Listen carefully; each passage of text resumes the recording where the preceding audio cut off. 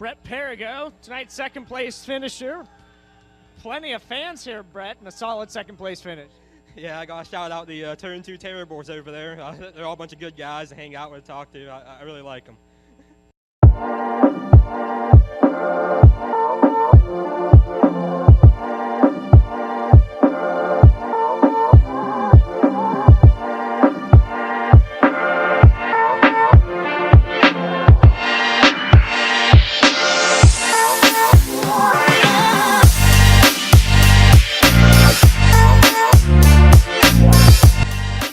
How are you doing tonight, man? Hey, I'm talking here. You know who you're talking to? Macho Man! I'm on my way to Monday Night Raw.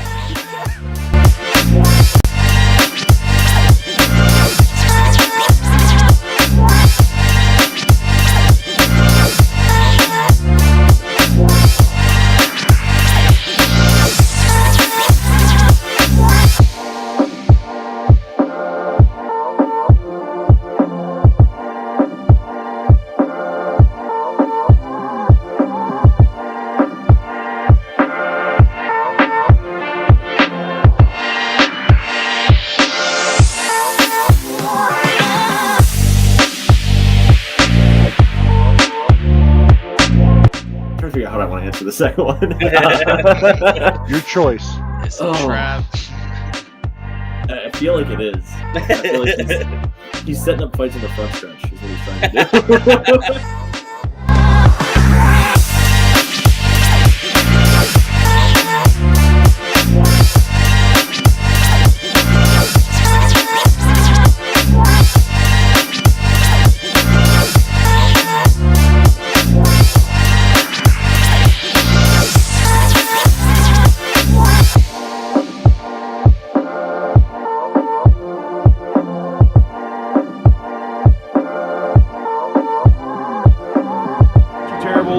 Port Royal Speedway. Got Devin Gordon with us At Keen Motorsports Shop here with Kyle Keen.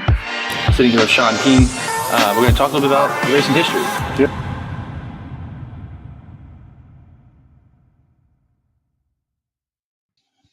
Hello, everyone out there. June 19th, 2023. We are the Turn 2 Terribles. I am Jimmy here with Chris and Jay-Z. Chris, welcome back. It's so great to see you. It's been a couple weeks. What's going on, guys? Have you back. We got a ton to get to today. We've been gone for past 2 weeks and a lot has happened. So we got Kyle Spence on the show tonight. Cool backstory there. Got his first 358 win at Lincoln 2 weeks ago. We're going to talk to him about his career so far. And I think a shoe is going to be involved. A beer and a shoe. Something Australians call a shoey. We'll get to that.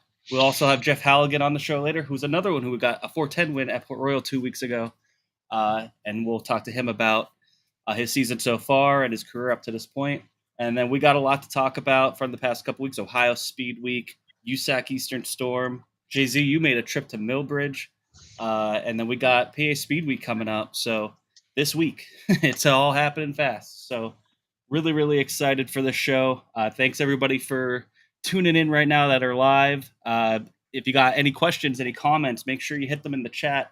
We're on Facebook, YouTube, Twitch, Twitter, all live right now. If you're not listening or you're not watching live right now, you're probably listening to this the day after on Spotify, Apple. We're available everywhere. So been talking to some fans here at the track, online, all that. It's been great seeing this grow. So keep them coming. We want to hear what you guys want. That's what we're here for. So, guys, you guys ready? I'm ready. Yeah.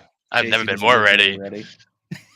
I know I'm doing better now than he will be doing momentarily, which makes me even better. So let's start off right into it. We're gonna bring on Kyle Spence and Ant Bay. Let's bring them on in. Round of applause. Welcome, gentlemen. Thank you guys for joining us. How you guys doing tonight? Pretty good. Living the dream. So before we get into everything, 2 weeks ago, we were talking, and Ant, you put a comment in the chat saying, "Hey, Kyle wins. You got to do a shoey." JC said, "Yeah, sure." Right? No Yeah. problem. Hold me to it. Yeah, he was quick to jump right on it. But like, funny backstory behind that was I was watching, where were they? Lawrenceburg, and McFadden had just won, and he was doing the shoey, and I was like, oh shit, Jay-Z's got to do a shoey or should do a shoey, and then he kind of dug his own grave with that one. So we got receipts here. Yep. And I'm gonna play a real quick video just so everybody knows the premise.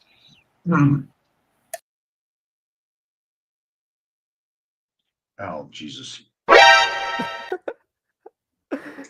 Shit. bro! Jay-Z's gonna do a shoey. Listen, you guys win. Kyle Spence wins. I'll do a shoey in victory lane with y'all. Hold him to it. Hold me to it. I will be there if I'm there, obviously. But you put that thing in victory lane somewhere, and I will do a shoey. And even if he's not, listen. Even if he's not there, we're gonna make him do it on the show. Oh, okay. I'll do a shoey if Kyle Spence comes on the show. We're trying to get Kyle. He's shy. Yeah. I want to have him on the show. I want to get to know him. Yeah. I'll do a shoey on live on here after I win. So. Ladies and gentlemen, we got him. Cotton 4K. So here's the receipts. Something else that's funny about that. That was the first race we ran after that episode. Exactly. It was like 5 days later. It was pretty insane. After the next one. Yeah, yeah, and somehow Jay-Z forgot in that time too. What I heard right backstage. Oh, totally forgot. I went to victory lane, right? Gary Ferguson, what's up? Gary was, very gracious to allow me out in victory lane. I know these guys pretty well here. And I go out to victory lane, and they pull in, and they do their thing. And the first thing AMP turns around and goes, "You have to do a shoey." And I went, "Oh no, I did do that. I totally forgot. Didn't even think about it." And he said it, and I was like, "Oh, I did say that. Oh, he won. Oh my God, this is going to happen." So we've got the beer. I don't know if the Busch Light Peach is going to make it worse. It's going to make it better. I think it's going to be bad either way. My wife told me not to puke on the carpet. I am currently sitting in our brand new finished basement. Carpet, wall. I mean, it is legit 2 weeks old. Okay. I'll drink with you. I'm not going to drink out of a shoe, but I'll drink with you, Jason. I'm going to prepare and lay this on the floor. I said I would. Kyle is here. Kyle is a man of his word. He showed up today. I was busting his balls the other day about the excuses he was going to use to. Oh yeah, it should have been a Bud Light. Matt, that's well.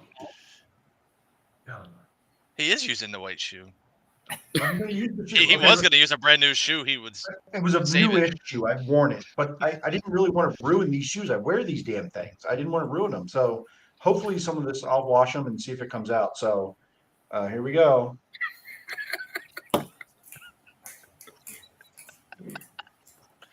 This is foul. Oh. That was great. That was great. Yeah. Jay-Z, next rain out beers on me, bud. Congratulations, my friend. I'm going to throw that in the trash. Sorry, I'm not. Well, guys. That was, hey, you heard it. You said it. I'll do it.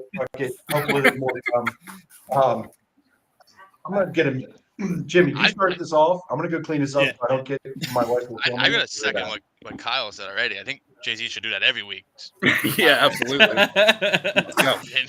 It pays the bills, and let's do it. Yeah, we need So, Kyle, all this is possible because you won at Lincoln 2 weeks ago. It was is that your fifth wing car sprint car start, or fifth with the 358? 358. And 2 410 races. Yep. So, tell us how the win came about. I mean, obviously you're fast, but just tell us how your night went. A lot of it was helpful that we sucked the other couple weeks. We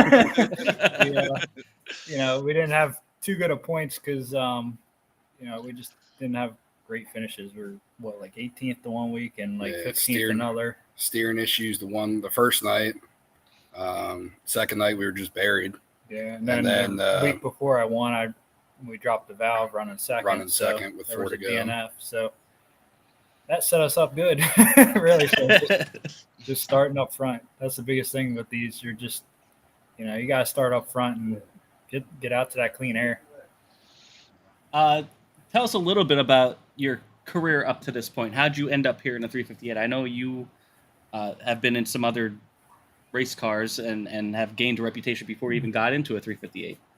Yeah, so when I was little, like most of us, started in a quarter midget and ran those for a couple years, and then the 125 micro for a couple years and 270 micro, and just kind of worked my way up to a 600, which I ran that for quite a while, since 2015, and a little bit of midget. Not much, but the wingless 360 I ran probably like 15 races or so. So power-wise, I was kind of used to it.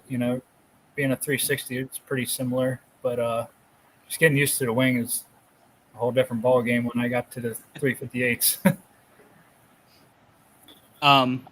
So you jumped right into this is your first year with the 358, correct? So obviously. But you're also doing a little bit of 410. So I'm sorry, my headphones are cutting in and out. So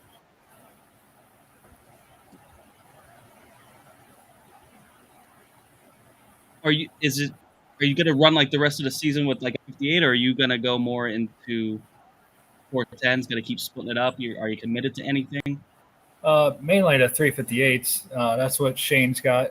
So we got a fresh Travis motor now, so hopefully that'll be good for the rest of the year and not have any issues. So the 410, it's Bob Hummers. He's just letting me get my feet wet in it, and we'll kind of pick and choose and run whatever races we kind of want or feel like we can go and do halfway decent. I mean, it's tough with those guys. They're on it, and like BAPS, my first night they did timed hot laps, and I never even ran the thing before. So, it's just getting used to that, and you got to be good out of the gate. So it's, if there's a 358 race the night before, it's definitely a lot more helpful. Just getting the seat time and still trying to get used to that, let alone the 410. First of all, thank you. Yeah, I needed a minute there. So, what do you think? We've had a lot of guys on this division, and young guys, not a lot of seat time in a big wing car, and everybody's kind of had their own little way of like how they adapted and learned. Like what in your early career has helped you figure this out so fast, or feel at least look natural to me as a dummy who don't know anything? You look pretty good in the car. You don't look out of place. You don't look like you can't hold a line. What do you think has made you get a feel that you can at least be competitive, hold your own, and obviously go win a race so fast? I think honestly being able to be a little more used to the dirty air, running non-wing, we don't have the wing to hold us down. So I feel like I'm a little bit better in dirty air. Obviously clean air is where you need to be, but just trying to like maneuver the car, behind somebody, I feel like that's a little more of an advantage.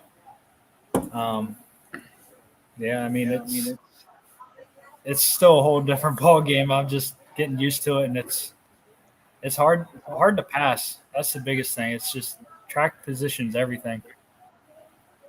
Yeah, and I agree, and I think that division, we're pretty close with Kyle Keen and talked to him through his journey in 305 up to the 358, and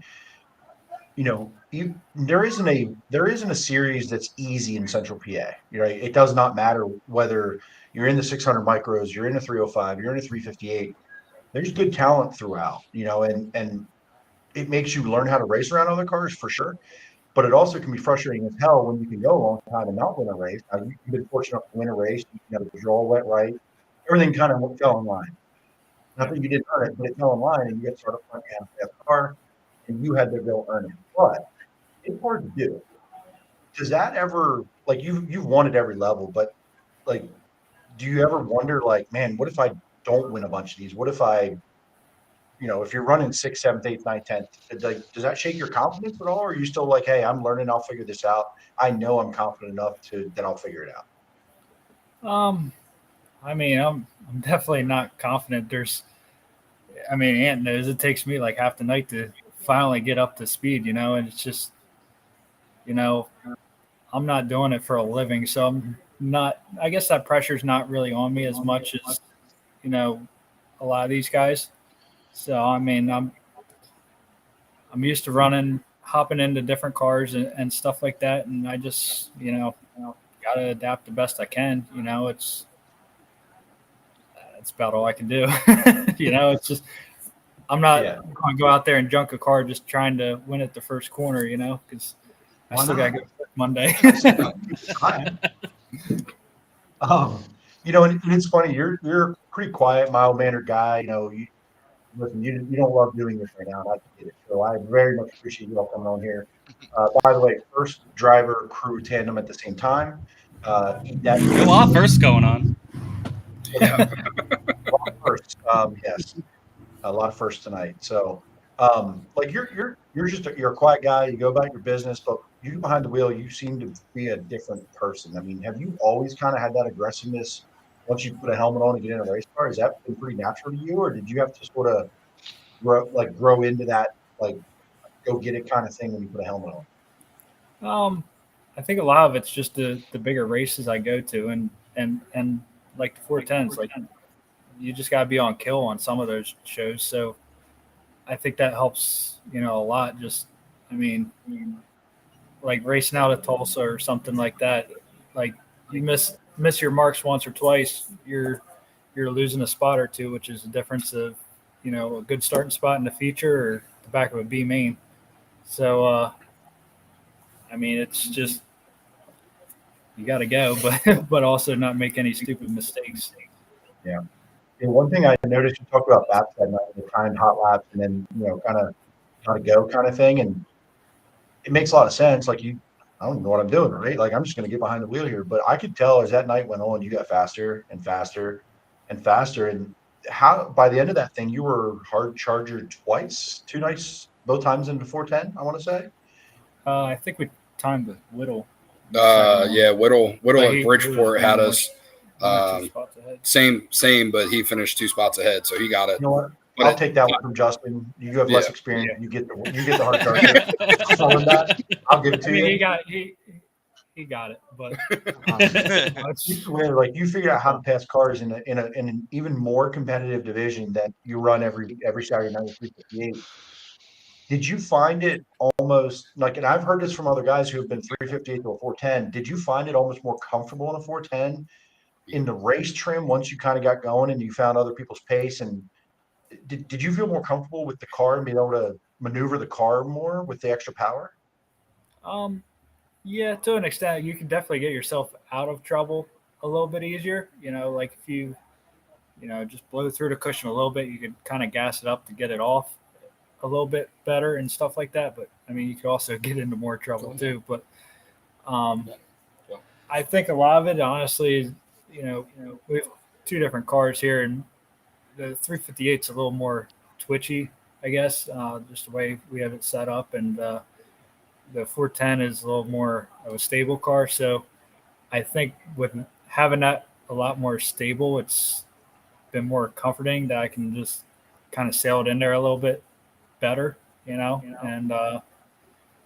mean, that's about it. I mean, that car is a lot like my non-wing 360 as far as the length and just the way everything's fitted. So that definitely helps a lot. I ran more races with that, and yeah. Did you have any little interest in the back of your mind about taking the wing off, putting 360 in, and running last night at Kutztown? Well, we actually have the 360 car ready. It's just the non-wing car, but I got to get shock adjusters, and tethers and all that kind of stuff to run with USAC and mufflers and stuff like that. And plus it was on a Sunday night, so it makes a late night. We're not exactly around the corner, so Yeah. We definitely kicked the idea around, but we definitely thought about putting the 53-inch axle in our car over here and taking it to Bridgeport, because Bridgeport's only 20 minutes up the road. But right, that was a one-day deal. Saturday night after the races, like, oh hey, let's go run Bridgeport Wednesday. But that Sunday morning you wake up and it's like, yeah, no, we're not going to do that. That was fun to think about. Yeah, that we're kind of planning on for next weekend of hitting the Grove with the 358 and then trying Speed Week with the 410 at Lincoln. So nice. I was going to actually ask you that if you had any Speed Week plans, to kind of get your toes in a little bit of the 410 world during the week. Yeah. As of right now, I think we're going to plan on Lincoln the first night or Saturday night, and then Port Royal on the first. Yeah. So nice. The first. That's a plan. Looking forward to that. Did you watch the USAC race last night? I did, not physically, but I watched it on. I thought it was actually pretty good. It had the top and bottom. I just figured watching USAC East Coast, it was just going to be on the fence all night, and those guys got the bottom hooked up enough that they could really run wherever. Looked like the top actually got pretty dirty by the end, and the middle-ish to the bottom was a place to be. Yeah, it was very much like a battle to get to the bottom. If you were fast and you needed to pass a car, you had to be under a car. Like, there weren't a lot of people passing on the outside. There's some guys running up there. I think some of the lap cars finally bailed and said, okay, I'm just going to run up here just to get out of the way. But it was definitely a battle for the bottom for sure. I was getting, I think, entry 3, and that was like some serious drive to the bottom, root them up out of the way sort of deal there, which was cool because the cars were definitely down and digging, which was kind of fun to watch. But early in the night, they got up on the fence a little bit, like time trials, early heat, but otherwise it was kind of like Brett, you got anything? Me? Yeah, you. I think you're the I can't hear you. Anyway, I'm relearning this. So, I guess one question, obviously early in your career, but have you thought about a race that you would really want to win? Again, like if you just got your first win, what would be the next race kind of on your radar you would really like to win? Again, or just for any race, just in general? I love to win the Chili Bowl, but there you go. There's a lot of people hoping for that. So, it's the best of the best is out there. And, there's like the 410s, there's so many big races. You got the Eldora Million, Knoxville Nationals. USAC has a big race this week. Yep. Tuscarora 50. That would be a cool one for. I would say if you got the chance to do that this year, that would be one I'd love to win. But I don't know. There's so many big ones. Right. I love any big one. For sure. Jimmy does too, turns out. See, I was going to make a comment, but I figured I'd be nice. I'm not. All right. So, what I wanted to ask, so we heard a little bit from Kyle on, his adjustment to going into a win car and, just jump it up. And how do you take his experience in the past and what and kind of help make the thing go? You know what I mean? Just well, the first night we went to practice at BAPS was actually a pretty big, just to see where we were at. It was a shit track for a day show. It was. Yeah, it was. It rained for 3 days before that, and then we showed up there, and it took rubber by like the third session. Which, hey, whatever. So we went from showing up with one setup to completely going the other way. But we really kind of,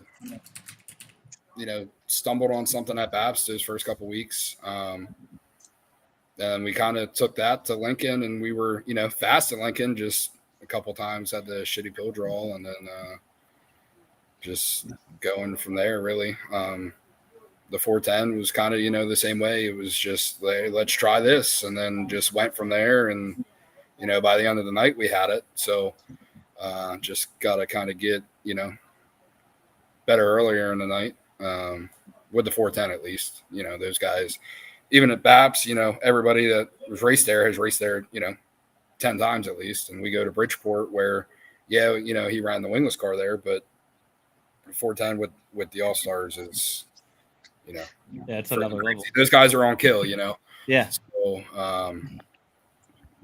it wasn't really, we're kind of doing some wingless stuff, kind of, to get them comfortable, and kind of doing some old school basic stuff. So, Kyle, if you've seen the show or Ant, you know what's coming here. My question: you're going to name 2 drivers, okay? It can be guys you race with now or guys you raced with in the past. I don't care. Somebody you love racing with, you have a good time with. It's going to be fun and entertaining. Probably you also want to beat them, but it'll be a good time. And somebody who's just been a thorn in your side, hard to pass, hard to race around. I don't know, may have pissed you off, may not have. I don't care. Whichever way you want to look at this, one of each. Oh boy. You got to say Kyle Keene for jumping the start at BAPS. Sorry, you sons of bitches. That was a low blow, man. That was. No, I was just kidding. I don't think he really jumped that start. We went down before they were first, but both starting on the front row the other week, and me and Kyle both went down. It was like, hey, make sure you don't jump the start this time. They penalize the road here. They penalize the road. He didn't jump the start so much that he let Kyle win turn 1. The other Kyle, this Kyle, not that Kyle. I get along great with Tommy Koonsman. We used to race a lot more together. Lately we haven't, now that I've been running this deal, but been running with him with the micros, and I actually bought a midget off of him years ago, and that's how we got real tight there. And we went out west racing together and stuff like that. And don't mind the dog. Yeah, you're good. Both of us ended up being best men in our weddings and stuff. So it's a love-hate relationship. Sometimes we get mad at each other if one of us kicks the other one's ass. So, but, we're good friends, and I never have any issues on the track with him, other than him beating me. But man. Somebody looks at it, looking for guidance on this one. Listen, it's only a $500 fine for fighting the pits.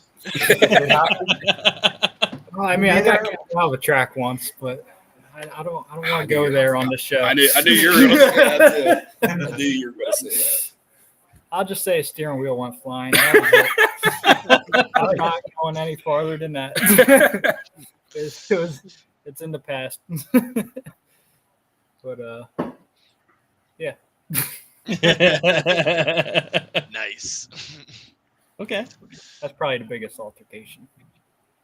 Yeah, that's the biggest one I can think of. I don't think Jay-Z's going to let you off the hook that easy. Jay-Z has that face. You made him do a shoey. He's going to hold you. Jay-Z has the face, so he's like, you're not done until if you know, you know. There you go. I don't know. Well, I don't know the story. He's not telling the story. No. Don't say names. Don't say names. You already said what's in the past is in the past. So but, okay, if you don't want to say the name about that story, I still want to know somebody who you know it's a battle with every time. Battle with. Oh, here's a good one. So, there you go. Okay. A lot of people know I run for Bob Hummer some, and the deal is actually pretty funny how we got together, because me and Alex, we're fine off the track, but it's one of them people, man, you just hate racing with them side by side. It just, it's full contact, and just there was times we did not get along. There was times we got along great, but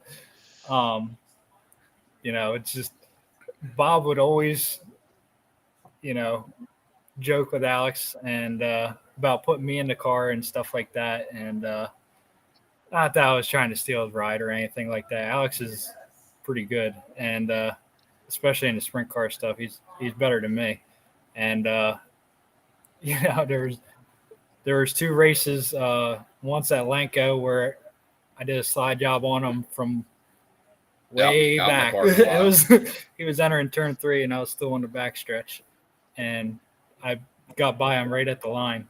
And there's that one, and then out in Indiana, we were at Circus City, and it had like a 12-inch cushion, and it was biting cars, and it bit him with like 2 to go, and I got by him and won the $10,000. So ever since, Bob jokes around with them, and we went to the shootout and all that stuff together afterwards, and it was just funny because on the track we both were always going at it so hard, and we're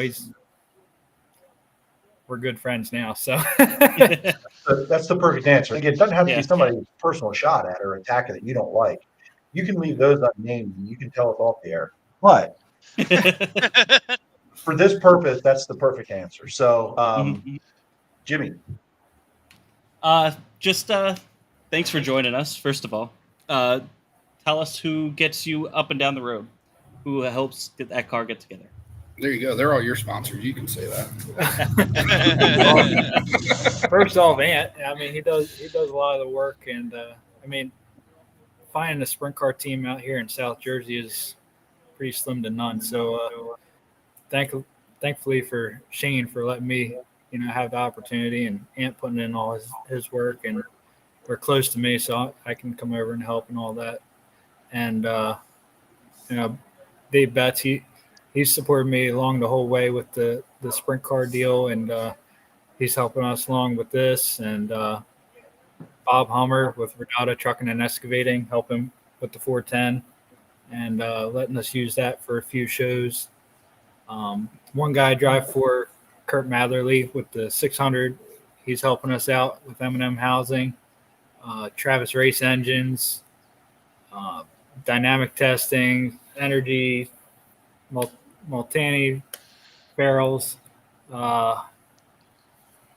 CTI, Titan Wings, Hanover Door, Dyno Bar, KH Suspension, JP Racing, Buckner Flooring. There's so many people really that's helping us out. So, I mean, every little bit goes a long way. So just thankful to have the opportunity this year, and glad we could pick a win off, and hopefully we can get a few more. Awesome. I think you got them all. Good job. Well, thanks again, guys. Yeah, right. Yeah, that does help.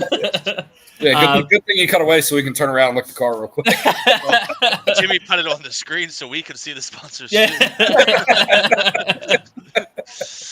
That's a long list. Go ahead, Chris. I was just gonna say, like Jimmy said, thanks for joining us. It was good getting to know you guys, and look forward to seeing you at the track soon. Yeah, and maybe after another win, you guys can come back and we'll do more Shoeys all around. Jimmy Shoey. I'm not. No. I'm out too. Hopefully next time Jay-Z does it in Victory Lane. Yeah, there we go. That would be the way to do it. All right, guys. Thanks. Tuscarora 50 win. Jay-Z will do it in Victory Lane. Yeah. Listen. If we win the Tuscarora 50, I don't care if anybody likes it or not. My ass is streaking down the front stretch. Saving that. Yeah, I was gonna say I'm gonna clip that now. Cut scene, do it. I'm not going to want pictures of that. Well, guys, thanks so much for joining us. We're gonna let you guys get out of here. And good luck here in the future. We'll see you guys in the pits and out on the track. Yeah, see you guys. That's good. Thanks, guys. Take it easy. Kyle Spence, everybody, and Ampe. Thanks for them for joining us. That was fun. How you feeling, Jay-Z? Oh, okay. Distracted. My little man was up there crying for me. He wanted to go to bed. He's tired. So that's why I ran off. Sorry about that. No, you're good. No, we were just I'm worried good. about I did a shoe.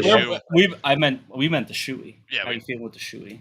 I'm fine. I finished that beer. I'm on to number 2. This is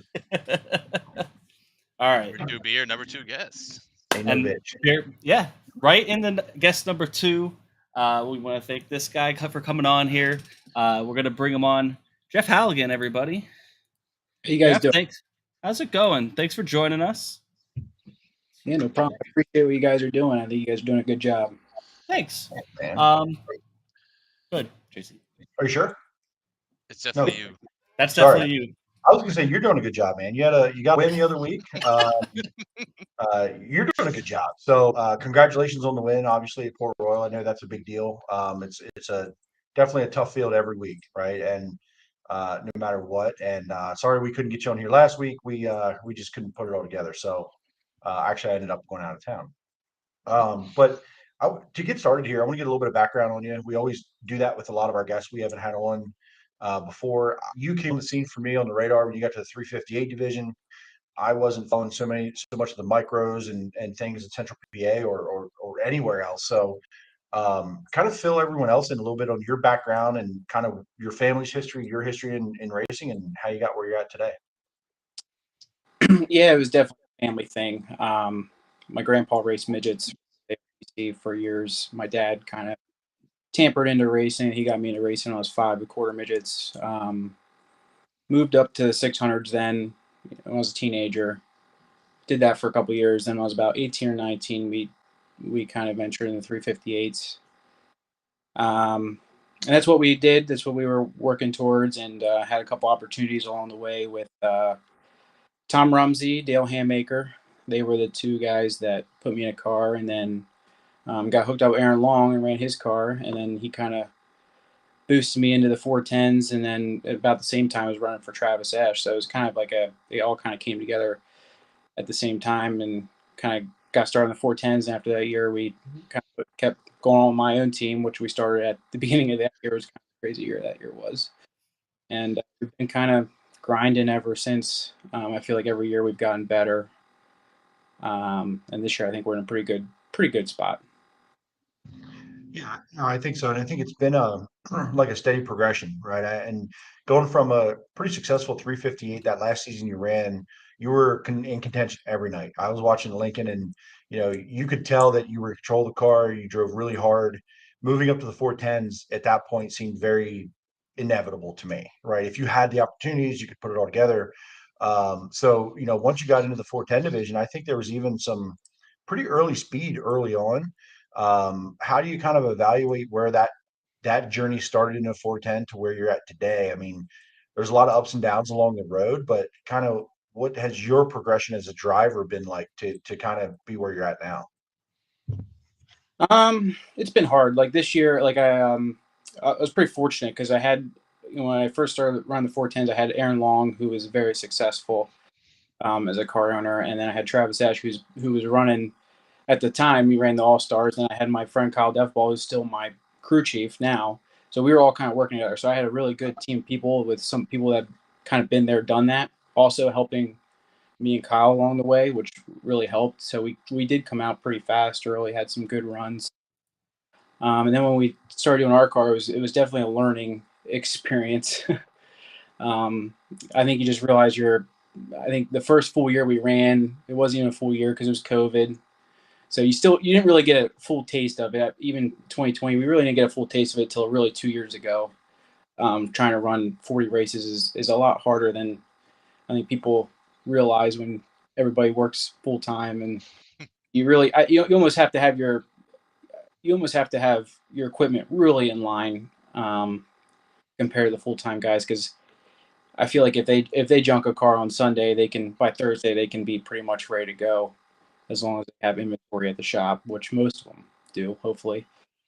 So being prepared, I think, is the hardest part of this. And if you're not prepared, you really get smacked hard, I would say. So you have to be prepared. For sure. I was just telling some folks, and it didn't hit me until I did the math. I think yesterday was my 28th race of the year. I'm worn out, and I'm not working on a car. I'm not dragging a damn thing back and forth anywhere. I'm literally driving home and going to bed. So, to get 40 plus some races a year with the amount of people and logistics and time and still working, I look at some of those nights I go home as a fan, and I'm like, these guys got to tow a car home, wash it, get a couple hours of sleep, maybe, get the damn thing maintenance in whatever form or fashion they want to if they're, a good program. And I don't know how y'all do it. I'm not that old. I know that there's guys older than me out there doing it, and I don't know how y'all do it. So like, I know there's a lot of time and practice involved. You can really if be efficient with what you do, but it's still a lot of a time involvement from a race day, from beginning to end of that day. Yeah, I mean, when we decide we're gonna run 2 nights in a weekend, it's like we all have to like get prepared for it. I mean, I feel like 5-6 years ago it was like no problem, and even now I feel like I'm starting to get older now with these long weekends and stuff. And Kyle's got 2 kids now, so we have to like plan our 2 race weekends. Whereas 5-6 years ago it was like, all right, we're gonna run 2 nights a week, just figure it out as we go. But yeah, we planned out, and last year I think we ran 49 races, so that was good. And I think, like you said, efficiency. I think you just get better as you do it, and I think you have to kind of learn it. Like from my perspective, like kind of managing it. You got to kind of learn as you go, and when you hit those valleys, we have to like kind of figure out how to like make them less bad in the future. What do you mean the valleys? Just like bad performances or tearing up equipment? Or just like I'm worn out? I think both. Like 2 weeks ago, we wrecked a car at Port, and it pretty much destroyed everything. And I think we would have. I think if we wouldn't have wrecked that car, I think we would have, probably ran the Grove last week, or try to build up to Speed Week, and I ran Port to try to build up to Speed Week. It's kind of the both deals there. And I think when you're running bad, it's even harder because with the 410s, there's no bad fields. So you even on a normal night when the top guys aren't there, like Lance, Danny, and Marks and Macri, it's extremely competitive. And if you're a little off, you're probably not going to crack the top 10.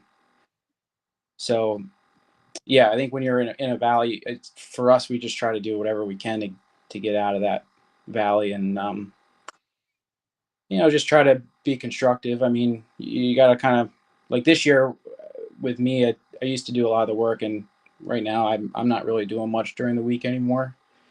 I mean, I still go to shop and help out, but the last couple of years, it felt like a lot of it was I was working hard all week and then get to the races and kind of burned out. And this year, it's not like that at all. I feel like I can focus on being a better driver versus car of the track every week. So you feel like that's helped? Sorry, Jim. Yeah. I think it's helped a lot, and I'm pretty anal retentive with the race car. But I think not like being involved as much as helped, because then you don't really think about it when you get in the car. You don't really think about it at all anymore. You just go drive it, and then I just work on being a driver and giving feedback instead of figuring out what I can fix it. And it's helped. I think it's helped. I think since the end of April, we've been very consistent. I mean, we've been there almost every race, even outside of Port, which is really, we couldn't do that at all last year. We couldn't. I mean, outside of Port, we weren't really good. Fair. I was going to mention that. I did notice, at least I've noticed a bigger spike in your consistency. So it's kind of interesting to say that you've been able to take a little bit of almost a hands-off approach and focus more on the driving, and it's definitely have showed. So yeah, that's a testament to the people I got helping.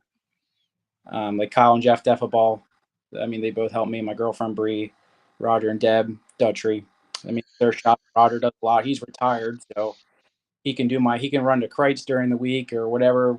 If we need to take a motor to Tim or something like that, it's nice having that person.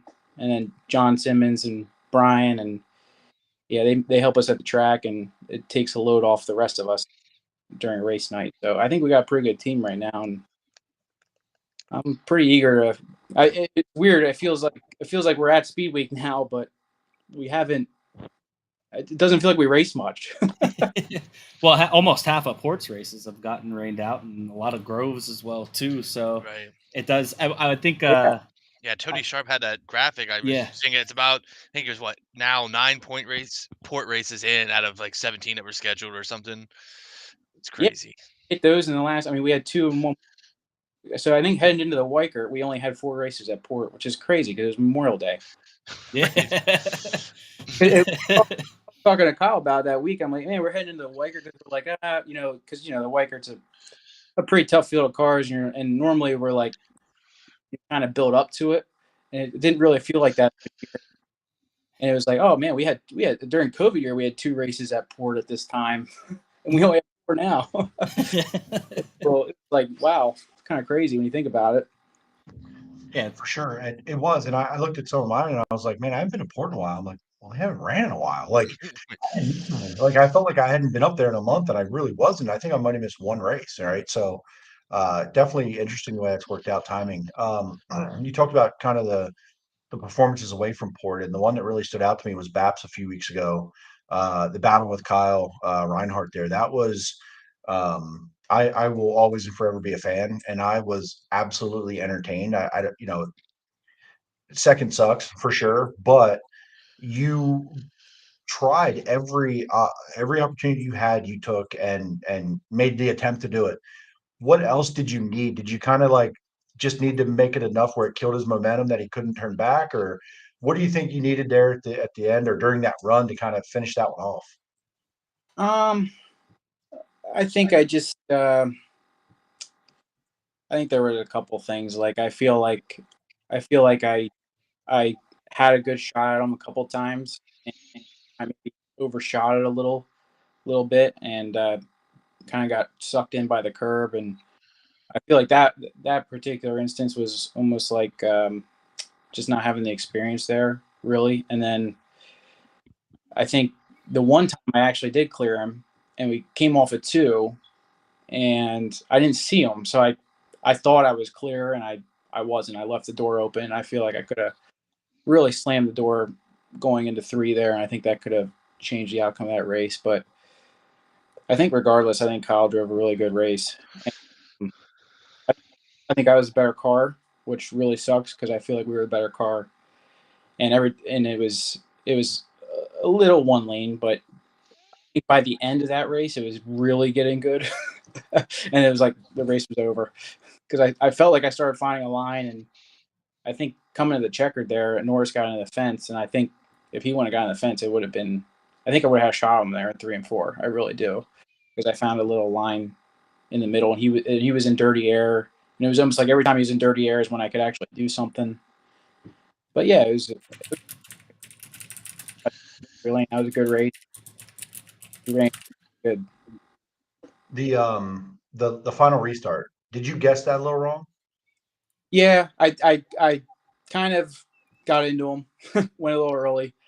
I definitely was geared up. I mean, I haven't won at Babs, haven't won in a while, and I definitely made a mistake there and lost my run. And it definitely sucked because I feel like I would have had a shot there too, because if I wouldn't have got into him off of 4, I really closed the gap in 3 and 4.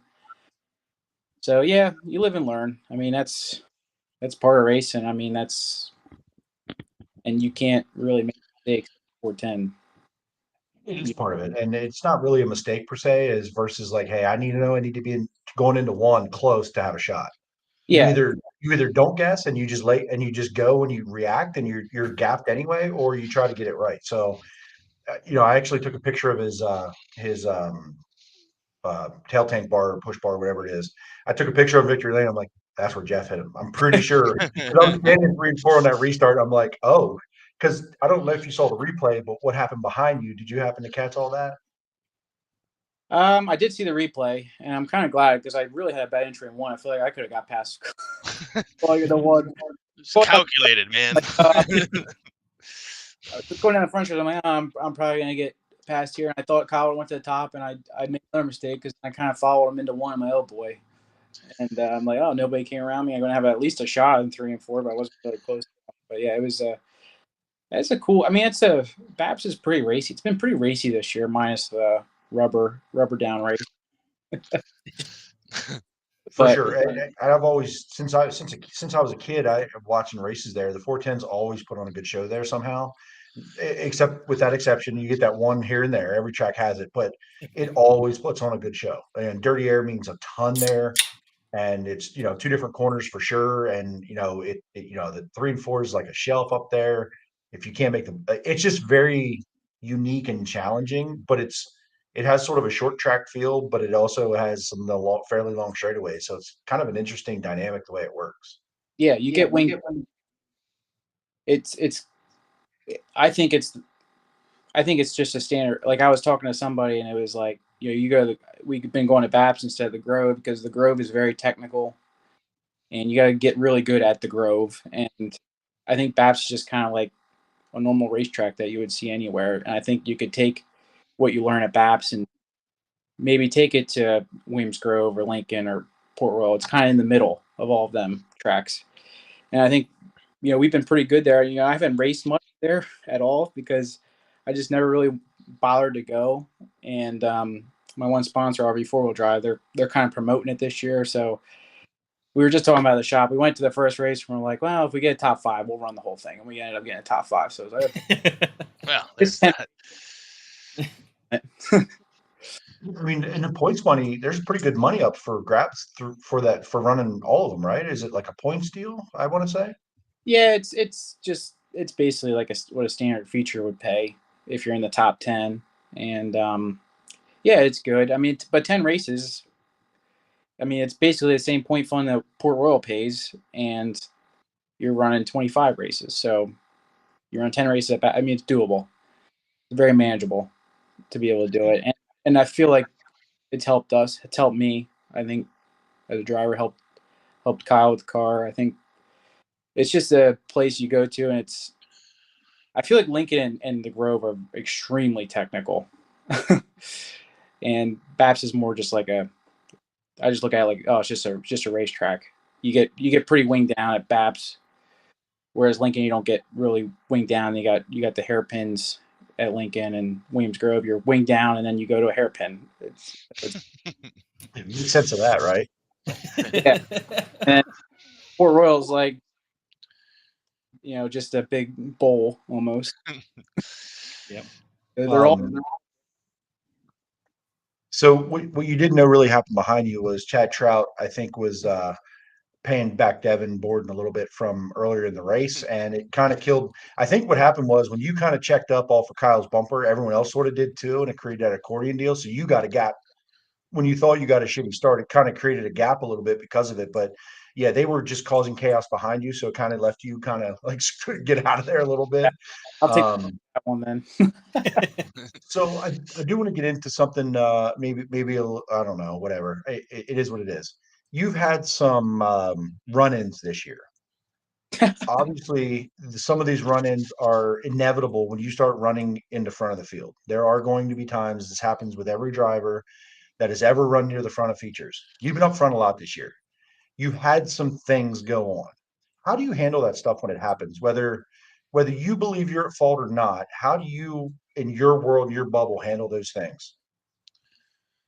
I think when you're in the situations, it's I think your emotions can get to you pretty quick. I mean, the Whitall deal. I mean, it was the last lap, and in the seat, he just cleaned out my front end on the last lap, and I was pretty upset. I went up there and gave him a hand gesture and kind of initiated a little bit, and I didn't think he should have ran me over. I thought that was a little over the line, but I did. And when I watched the replay, it wasn't as bad. I did get rolled up a little bit on the curb. I probably should have went to the bottom. I mean, it's I think things just happen. It's racing, and we both had in cars. What's the chances? I completely forgot about my thing on. I forgot Luce had a video on that us that night, but it was, yeah. What are the chances? But I mean, when you watch it, it's a racing deal that I feel like we both got heated, and it's not really a big deal in my opinion. So when you have in a scenario as a driver and you make a mistake hard racing and you know it's on you, the other driver's pissed off, wants a piece of something. How have you handled that in your career? Maybe not even instance this year, but in the past, if you knew you owned up to, or you know it was you, right? Let's say it was hard racing, you made a mistake, a driver error. How have you handled that for yourself personally? Um, yeah, I just apologize. I mean, again, that happened to me this year. This year at the Grove, I got into Mark Smith in the heat race. He was pretty upset at me, and it was just one of those deals where I felt like he was way ahead of me, and I wasn't even really racing him, and I just kind of charged into three, and I don't know if he got rolled up or something, but I got into him, and yeah, that was another rough one. But yeah, I apologized the next day to Ron. I apologized to Mark on the track, but I don't know if he heard me. Or wanted to hear you. Yeah. But yeah, I mean, it's racing. I mean, you got to be pushing the envelope every lap. So you just try to be clean. I mean, I try to be clean for all the time, and things happen though. I mean, ask anybody, things happen. I think things get blown out of proportion a little too much sometimes because I mean, you're racing. We're not driving on the way. Right. And I think, Jeremy, you hit on that a couple weeks ago talking about Freddie and Danny and their fans. The passion behind the fan bases and the drivers kind of drives that blowing out proportion thing a little bit. So I can see that to an extent for sure. Yeah, and I mean, It's one of those things where, let's say, Jeff did somebody wrong. Every incident you're ever in, then you're wrong. So especially if you did it to somebody who has a big fan base, right? Like you made a mistake, even if you apologize, you made a mistake, you're now known as that guy for a while. And sometimes that goes away, sometimes that doesn't go away. But then every time there's contact and the other driver loses that battle, you're going to be that guy for a while. So, like, hey, we all need villains. So if you got to be that guy, like, we're here for it as fans. I'm a fan, man. Like, the way I see it, this villain, if he's a so-called villain, he's sitting third in Port Royal points, right on the heels of Borden and guys. So I think he's doing something right. At least for him, I don't know. I feel like every driver is aggressive. I mean, I don't care who you're racing the 410s. It feels like everybody's aggressive, and if you're not on your toes, you be getting pinched or something like that, and you just gotta go as hard as you can every lap. And I think things happen, and that's part of racing. I saw Saturday night at Port, and I don't know if it's just because I'd been there a while or the state of the track, but it felt like everybody was fighting for the inside line in one, just diving to the bottom of one. Is that am I crazy? Did it seem like there was more of it Saturday night? Was it the track, or is that sort of maybe just something I haven't paid attention to? I mean, I feel like the track's been like that most of this year. You get up on I feel like the top 1 and 2 kind of shelves off now, whereas before I felt like it was like a ramp, and you could get in there even if there wasn't anything to lean on. You can kind of just get in there and use the banking to turn you and carry speed. And now it seems like you need something to lean on there. And the way it feels, it just the banking's still kind of in the middle of the bottom, and I feel like everybody's fighting for it. And they were watering the track all night Saturday, so I felt like the moisture was just kind of staying around, and there was really no racing on the track until the sun went down. It was just time trials and hot laps, and no racing until the sun went down because of all the time trials that we had to run. So yeah, I think the moisture just kind of stuck around, so you could kind of search around for the moisture. I mean, that's what it felt like to me Saturday. Almost like one lap you would hit a moisture spot and gain 4 car lengths, and next lap you would lose 2 car lengths. It was very patchy on Saturday, I felt like. That makes a lot of sense when you explain it that way in a driver's terms, because it was funny watching guys sort of almost change lines every corner, even if they weren't in traffic. The Silver Crown, or no, USAC Silver Crown, their CV was just running like 40 to 60% middle of the track. It wasn't a very middle, but it was like a little up, little down. And like he found just a line of moisture and he was just super settled. And it really wasn't like in the banking. It wasn't up like high, but it wasn't at the bottom. And then, watching the USAC cars, one was running the middle and then Grant just ripped around the top and made it work. So it very felt like it may not have looked very exciting in the corners, but you guys did definitely look like a challenge to go find that moisture every corner. Could you see it, or did you just have to feel it and hope it was there again when you got back? Yeah, you just had to feel it and hope it was there when you got back. I mean, it changed a lot. I mean, the beginning of the race, I felt the first 5 laps, I felt really great. The second 10 laps, I felt okay. And then I started getting a rhythm again. And then the last 3 laps, I felt pretty bad again. It was really weird. And it's so momentum based. And Port's so slick. So if you hit a slick spot, it takes you a half a lap to get back up to pace. So yeah, you just kind of hit the marks and hope it's there and try to keep your wing speed up as much as possible and keep the car straight. But yeah, it was good. I thought it was a good race. I watched the Silver Crown race. I thought that was a heck of a race, and of course USAC race too, and that was a good run.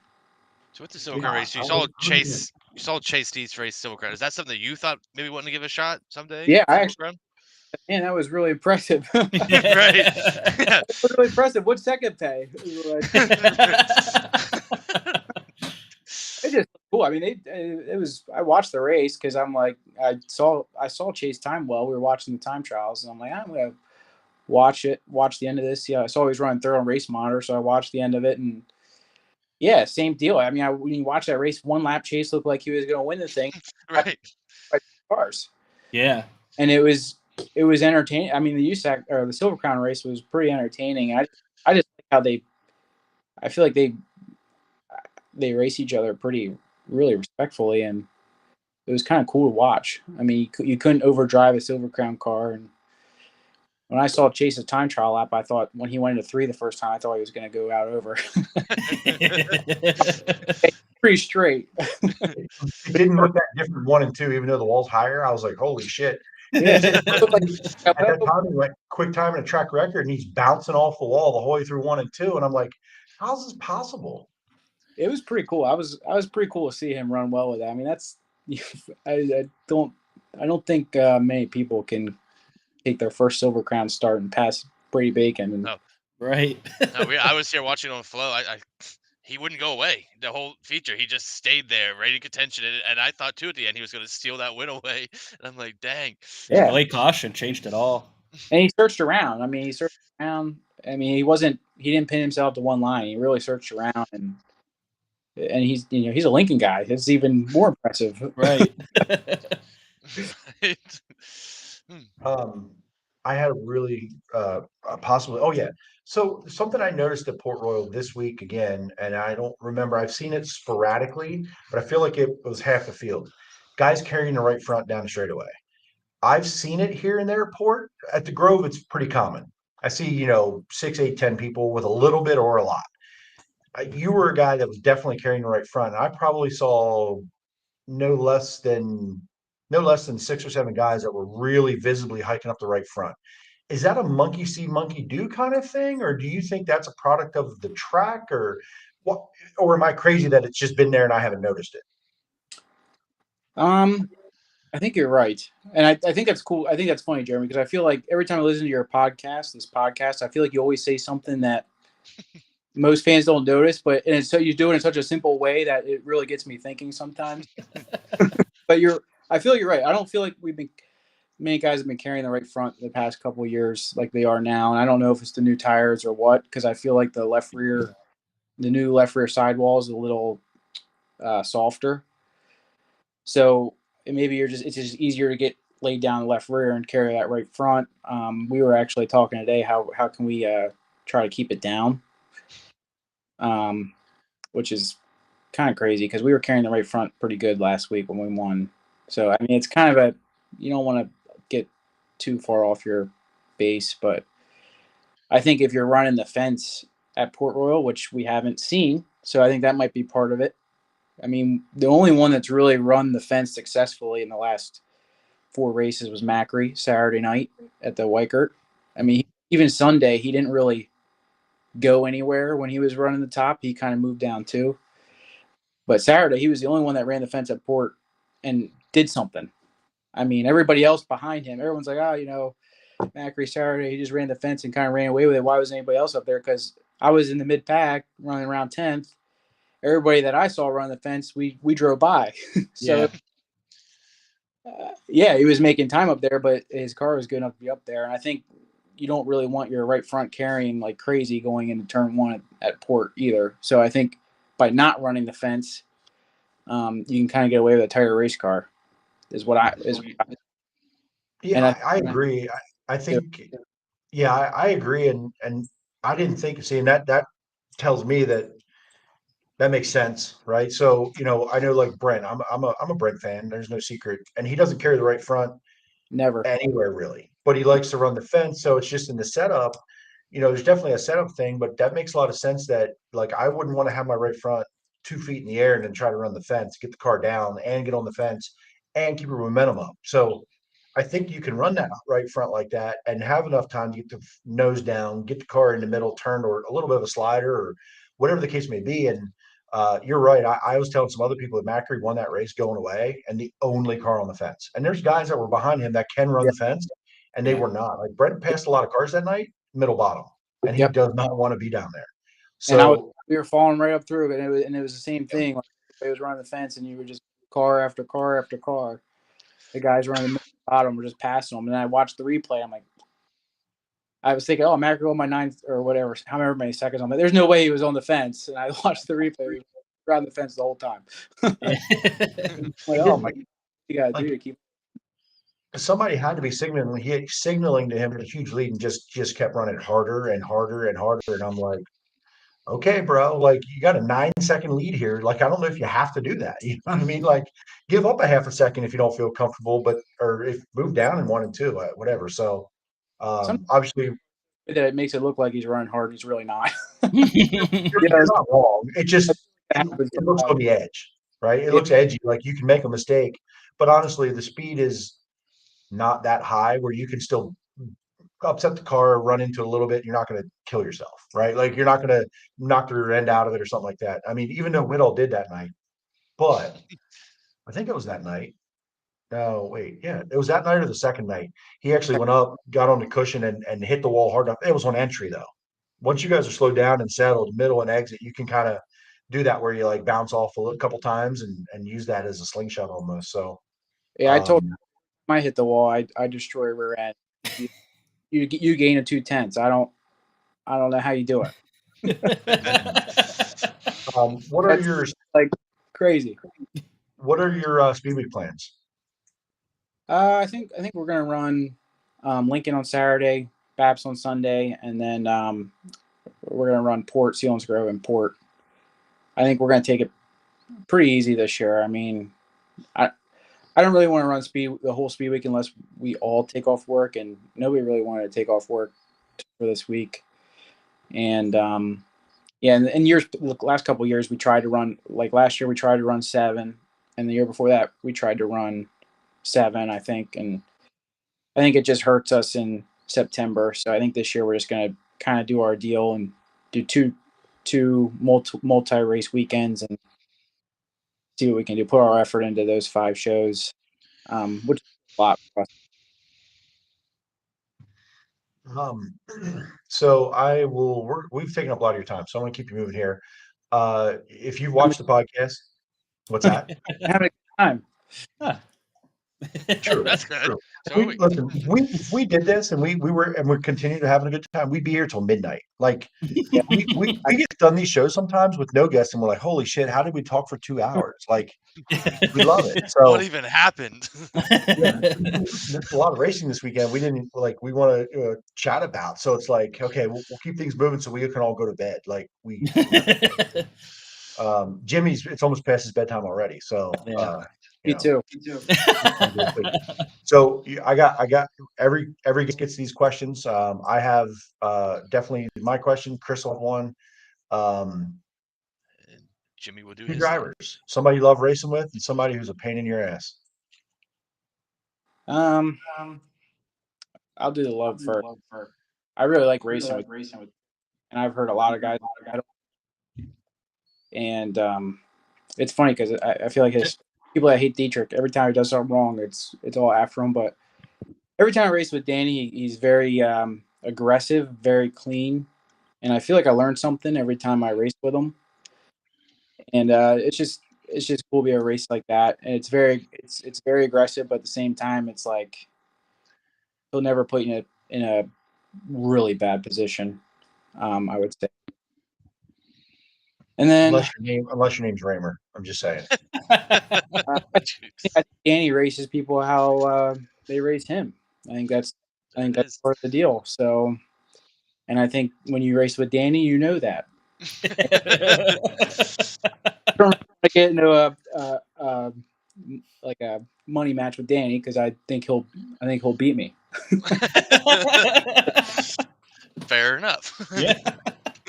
But this, I mean, he's so experienced that, you know, if he's passing me or something, and you know, he can kind of take the air off my wing pretty gracefully. And I think there's very few guys that I race with that can actually do that,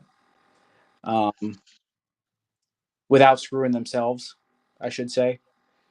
And so it's just pretty cool racing because every time you get in a situation like that, you're like, oh, okay, I got to kind of do something a little different next time when you're racing somebody like Danny or any of the top guys, really. They all do it.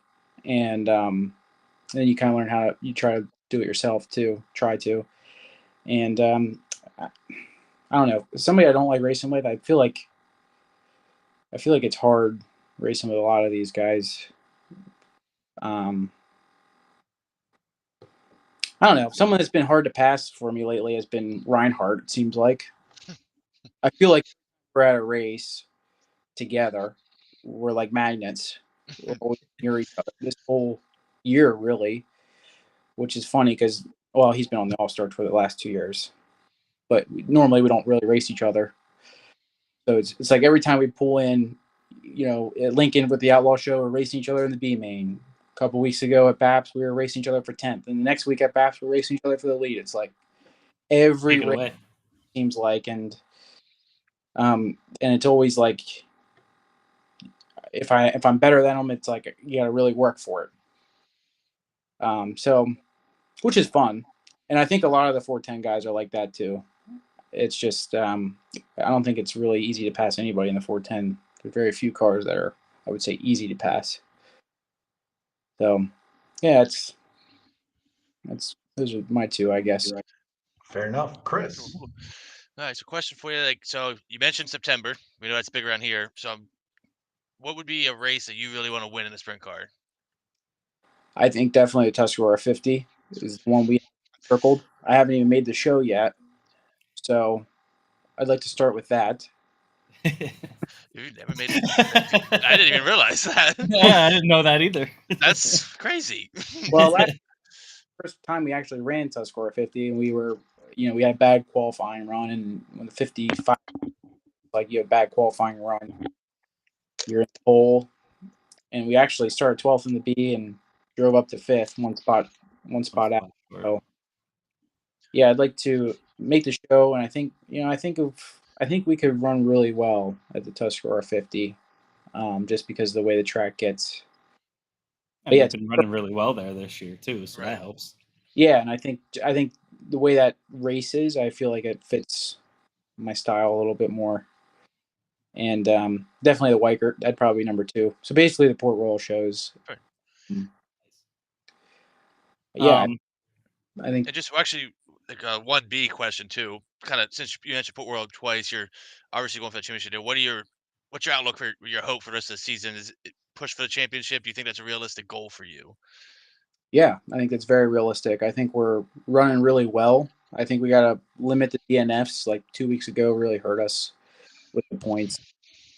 But I think we just got to keep running well and try to win races. I feel like we can.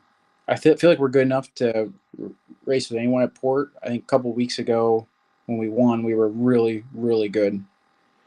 Like really good. and I would have been. It's gonna be interesting to see what we can do for the Speedweek shows at Port with the heavy hitters in the area going to be there. Lance, Danny, Marks Macri, and then anybody else who's going to come in for it. Really good. So it's going to be interesting to see how we fare up, and I think we time trial for the Speedweek shows really well. We'll be okay. I think we're in a good position to keep running well at Port. I really do, and hopefully we can run well other places. Yeah, I don't really know what the outlook is. I feel like we take it month by month, and right now we only schedule up until the last end of Speed Week. So, we'll definitely be at Port, definitely be at Babs, and Grove, hit or miss. About Sealands Grove. Sealands Grove, yeah, we'll be at Sealands Grove. I'm not sure when they're running. I don't know their schedule really. I'm not sure when they're running after the Speed Week show. Not sure when they're running after that. I think it's when the Outlaws are here. They're running. I think they have a show when the Outlaws are here. I think you're right. I think they do, and then they also have an All-Star show later this year, and they have a couple Sunday shows. So we'll probably be at the All-Star show. Yeah, I think our main goal is to be there in September and be good in September, because every year, last year we ran through September and the beginning of October, but we weren't very good. We kind of faded off, almost like kind of the year just kind of wore down on us, wore down on the engines, our equipment. We were kind of piecing things together, try to go to the races, and I feel like I want to get to 45, 50 shows, but still be pretty fresh at the end of the year for the Tuscarora 50, National Open, the Outlaws at Port, any other big races. Sealands Grove has their National Open, which is I think 26,000 to win. So I think I'd like to run well those months and try to build up to that. And I think we'll be okay. I'm pretty excited for Speed Week. I'm pretty excited to get out of Port Royal again and back to Lincoln, because we haven't really run well there. We showed up there twice this year and had two did not qualify because we were racing the Outlaws, and the first night was blind on a new tire, but it was blind on this new tire.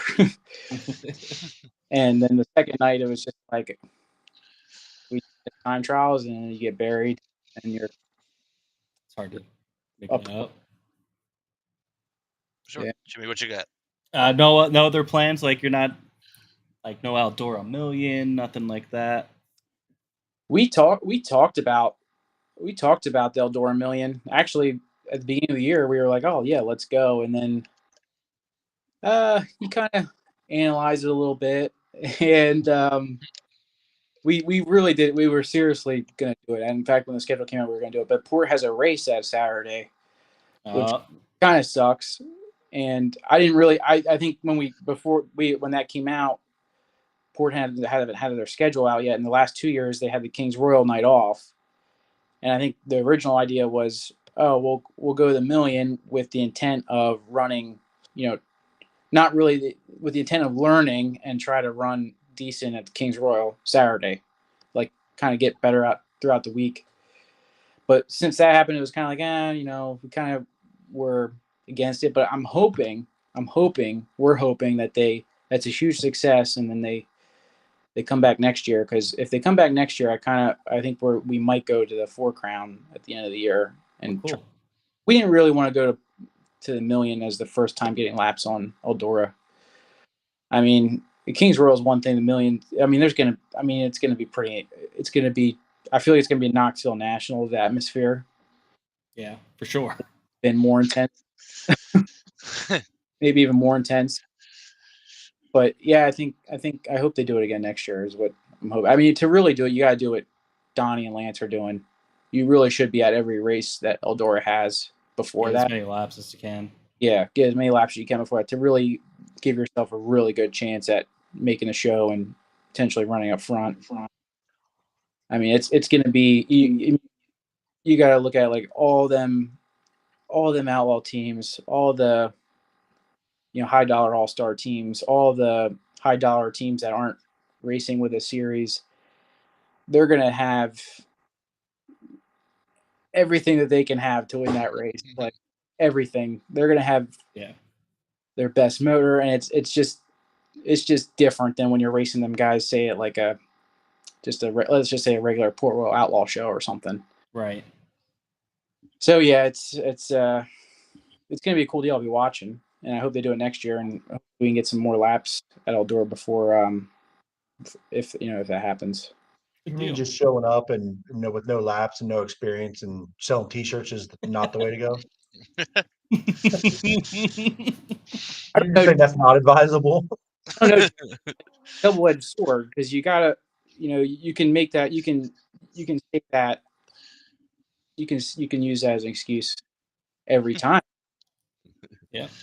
So it's like it's a double-edged sword. It's just like Knoxville. I mean, you gotta go run Knoxville at some point. I mean, you gotta go run Knoxville at some point, and the first time it's not going to be pretty. Everybody I've seen, all the top guys from around here, even the really good ones, Marks, Danny, Macri, their first time at Knoxville was not pretty. And I feel like Eldora is kind of like that. I feel like, because it's a.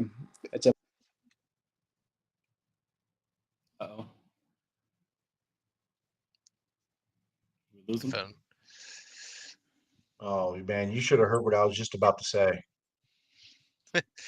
My wife just walked in with a look of disgust and pure hatred for me. She's And I was showing just going to Shoey. tell Jeff that if he wins the Tusky 50, I would do another Shoey. Oh wait, Jay-Z wasn't here. We signed you up for this already. But I'm off the hook. So wait, you signed me up for what? If Kyle Spence wins the Tuscarora 50, you're doing another Shoey in Victory Lane. While Ant streaks. If it makes you feel better, Ant's gonna streak down the front stretch. Jeff is back. All right. I will do the double Shoey down the front stretch while he streaks down the front stretch if Kyle Spence wins the Tusky 50. Yes. I will do that live in the shoes I was wearing at that time. Hey, Jeff's back. Hey, I'll let you guys finish up. I'm not going to say it now. I'm not, He was going to say that if he won the Tuscarora 50, he was going to do a Shoey. I'll do another one. So, Yeah, I will. Yeah. If you win the 50, he's doing a Shoey at the 50, which I know he'll be at because we will be there. Oh, I'll be there, and I'll do it. I would also do that with you. I'll do that with you. I'm still not doing it, by the way. Why? It's okay. Because I just want to be like Kyle Spence and stand not doing a Shoey. I'll film it. Before we let you go, I just want to get to some user comments that we had over the course of the interview. Donna Halligan, sorry. Here he is, my handsome nephew. He moved out to Colorado like a year ago. Oh, wow. That's good. Awesome.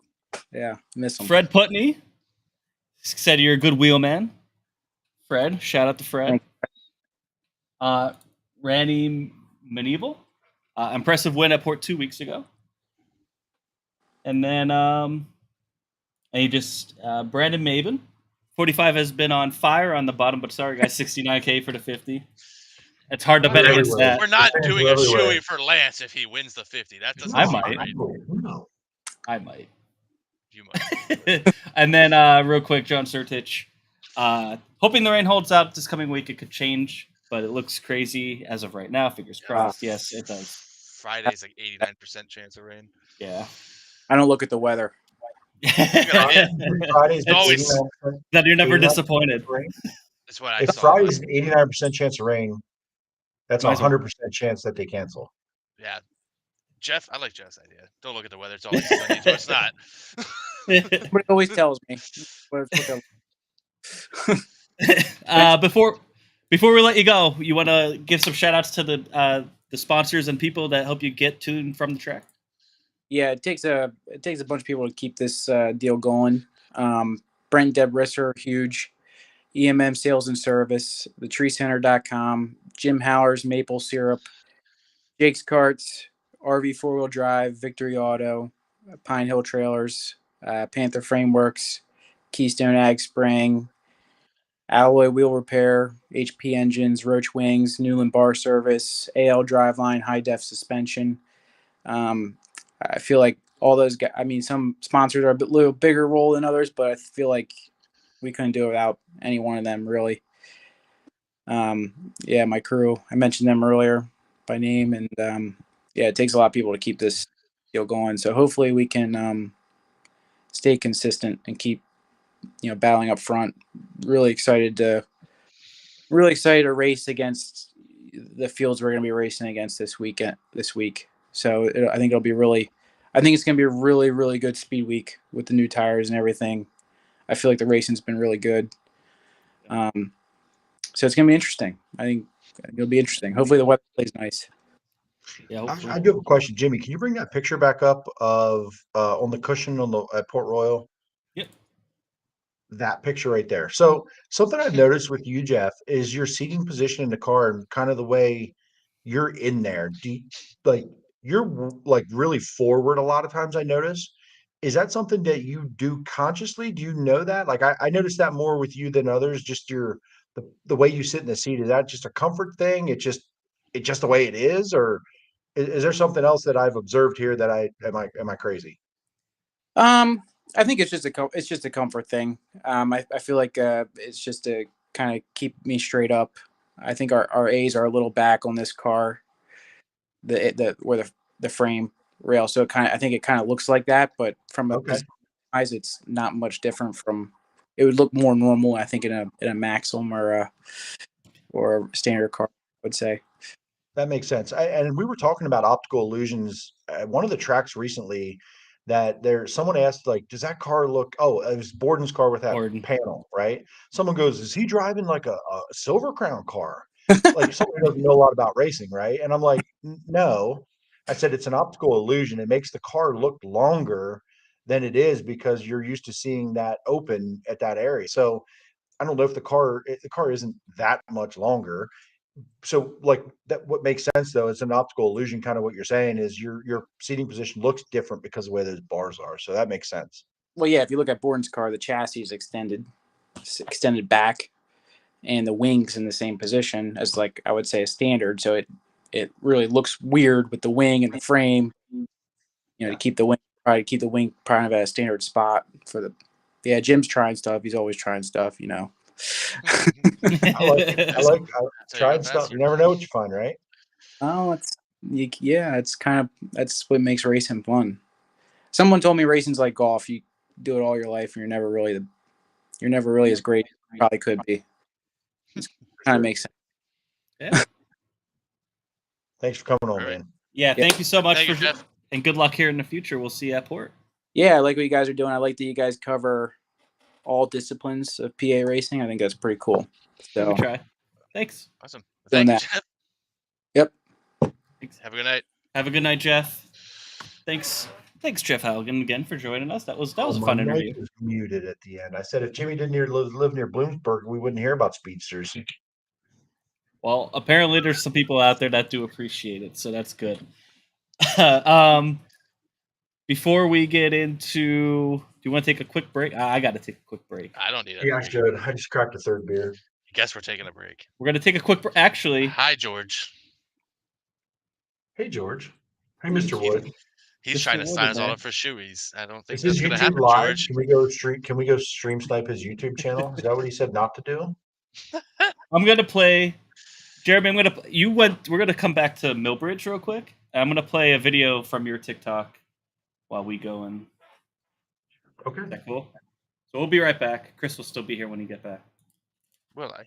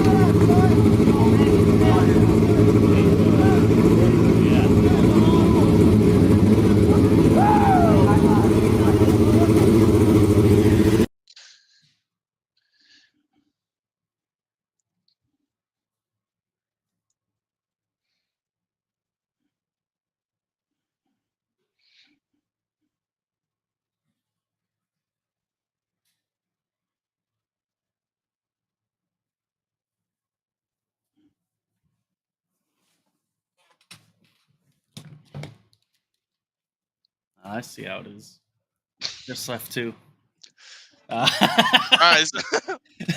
Yeah. So Jeremy was in Millbridge. So that Yeah. was fun. So I can't wait till he comes back to tell us about that. He had a great time down there. I did think that guy was kind of like you at Port Royal at all the camping trips that we've been at anywhere, actually. Pocono, Port Royal. What do you mean? He was wild, man. Just wild. just wild. This Like Ken Ken Baum says. over Ric Flair in a race car? Yeah, kinda. I can't. He was being pretty. So the backstory was what? I think he was being sarcastic. I think he was being very sarcastic. He was being sarcastic, high-fiving all the drivers for the melee at Millbridge. I got a cat on my desk. That's something. Sorry. We're off the rails here. This lemon water is off the rails. I don't understand what's going on. It's sour. It's not supposed to be sour. Say hi. Say Oh, hi Jeremy's before I back. throw you away. Jeremy, take over. This thing has gone sideways. Oh no, what happened already? We just lost probably all of our viewers. No, we didn't. We have viewers? Do we have people to watch this? I showed the video of the guy who got out and fist bumped everybody. We're assuming sarcastically at Millbridge. Very. You want to tell us a little bit about your trip there? Man, I'm going to tell you, if you're in North Carolina and Millbridge is in season and racing, go watch racing at Millbridge. I've been around this my whole life. I mean, before I can remember going to the races, I've been going to the races. Not unlike any other fan around here, right? Everybody talks about, I've been going to the races for a million years. I'm whatever. But seriously, I stood there and found myself just smiling watching these race cars go around the racetrack. It was so cool. And I've been to these little tracks with banking and running the wall. It's just different. It's a different vibe. It's a different feel. Everything just was awesome. From what I gathered, it wasn't even like the greatest assembly of talent ever that night, just with the way it all fell, timing and whatever. But I mean, there were still great names that I knew. Cannon McIntosh and Sheldon Creed were racing. Jade Avedizian was there. Carson Brown. Like there were some race car drivers there, and it was outstanding. So, but what comes with that is a lot of hard racing, a lot of close racing, and a lot of torn up equipment, a lot of contact. So the video that y'all just saw was his last name is Nye. I forget the first name. I apologize. Bill Nye, the science guy. He's pretty well known down there. So as being a good guy, a friendly guy, he's one of the good guys. It was already the second or third red flag, and I guess there was just a parking lot off turn 4, a bunch of cars involved, got piled in, and he got out of the car. And I think he was just kind of done with the evening. He was just over it and like, great job for everybody, shitty driving sort of thing, not made any one person, and just went around and sarcastically fist bumped all these kids in their like cars. a nice guy would do. Yeah. A nice frustrated guy would do versus like yelling and screaming and punching somebody. He went and put on a little show, and I just happened to be there and catch it. So I was a witness like everyone else, and I just had a camera in my hand, so I filmed it. But I was entertained. I'll put it that way. I was entertained all night. I had a great time. I was probably the dirtiest I've ever been leaving a racetrack, and I've been to a lot of racetracks, except Ohio. I haven't been to Ohio yet, so that could challenge it. Just saying. But I was at the Selinsgrove race with the first Selinsgrove 410 race. It was pretty dusty that day, and I was standing outside of the track at the beginning. I still left Millbridge. And I took 2 showers that night and another one in the morning, and the towels at the hotel were still like turning orange. So it was dirt like piles of dirt on me. It was insane and awesome. Being honest, I wanted you to do the Shoey in those shoes. I didn't know which ones I had. They were just dusty though. It wasn't mud. Like there's some clay early on, but it was just dusty. I had my Kyle Keen shirt on, and it's a gray shirt that turned a whole shade of brown by the time I left the place. So I had a great time. It was awesome. 10 out of 10, absolutely would go back. It was cool. I mean, they went out for hot laps and they were not ripping the fence in hot laps. Just they went out, came out of the pits, down turn 1, hit the gas, and we're on the fence. Like I was like, okay, here we go. It was awesome. It was a great experience. I got to show this one other real quick clip.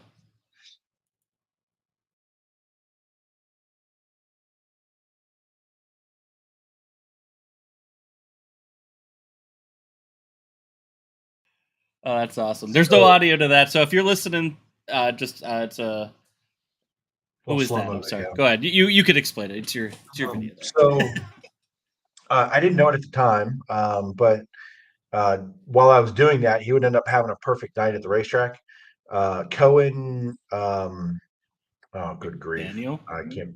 McDaniels, thank you. I was Cohen McDaniel. So apparently he's kind of grown up going to Millbridge and all the local tracks down there, and he's won at Millbridge in multiple. Matumbo. No, that was not what that was, my friend. This was he saw me in the pits a few minutes before this, and he gave me the whole like let's go kind of thing as I took his picture.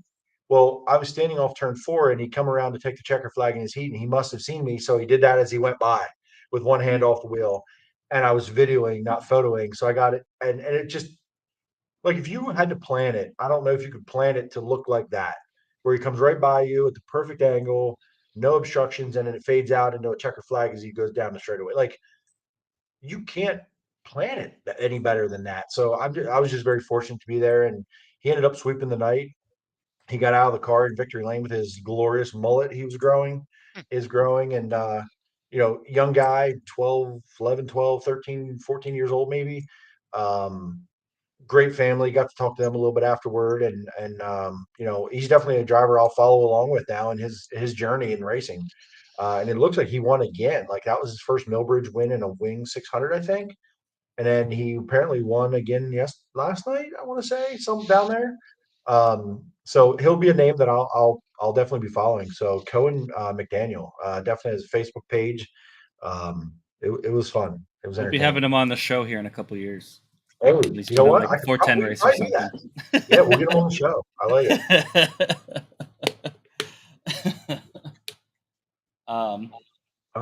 The 30. Bill Reeker just chimed in the Matchbox cars picture. Oh yeah. So this picture is actually going semi-viral at this point. I was standing in the pits, and I actually had a migraine at Williams Grove Friday night. I had basically a migraine, and I stopped by the 35s pits and tried to get some ibuprofen. And Bristol works on the car. She actually gave me some ibuprofen, and I'm standing there. I saw this pile of Matchbox cars laying there, and I was like, "That's kind of cool." I didn't know if I had enough light, so I kind of got down. I was sitting there, and I snapped a picture of it, and it's definitely made an impact on a lot of race fans around the area here, just in a short, just since Friday. It's really made its rounds around the internet. Pretty cool capture for sure. Sure. Definitely takes people back to their childhood, and then there's a lot of people with kids that see it now, and it's just it's part of, if you go to the track every week, that's just something that you feel in your bones. You know what I mean? For sure. So cool trip down Millbridge. I'm jealous. I'd like to get down there. Track looks badass, and it was pretty cool. I loved all your content from there. Thank you. Get to USAC Eastern Storm here. They were in PA all week. Lots of good races. There was only one rain out, and that was Bridgeport, and they almost got that in. Unfortunately, they didn't. It was Andrew May. Shout out Andrew May. Anyway, come on, man, Andrew, you're killing me. You can't say this. Like, listen, come on. So, anyway, Eastern Storm. They went to Grandview first. Can't remember who won that one. I don't have any of the stats up. Basically, Bacon? Was it Bacon? I mean, Axel won that too. I don't know, but Axel ended up winning. It was Emerson Axel. I know Williams Grove, they said it was 2 in a row already. I think. Well, he won Big Diamond. Axum did. He won Big Diamond. Yeah. So I was at Big Diamond on Thursday night. That was my first time being there since I was playing with Matchbox cars. So like last year. No, I'm kidding. Since I was probably 7, 8 years old. So it was pretty cool to get back there. I don't remember very much of it from when I was a kid, but I know I kind of remember vaguely some things, but it's definitely different now. Just helping, just kind of hanging out in the pits, Try not Yeah, to why don't just. you tell us your little story from Big Diamond on Thursday?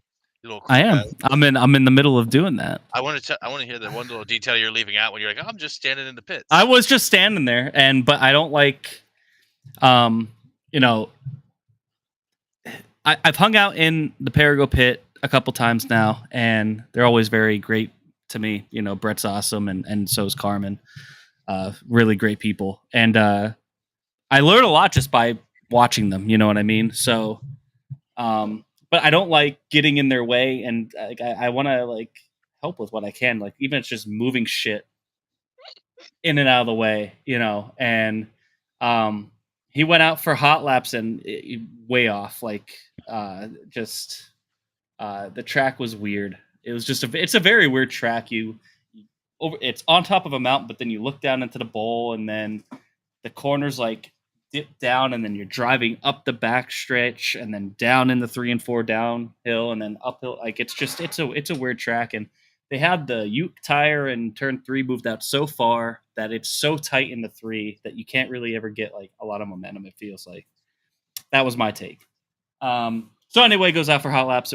You know, kind of off the pace, and then we have to hurry up because he's got to go out for time trials. And you know, I've never been involved in any of this, so it was all new to me.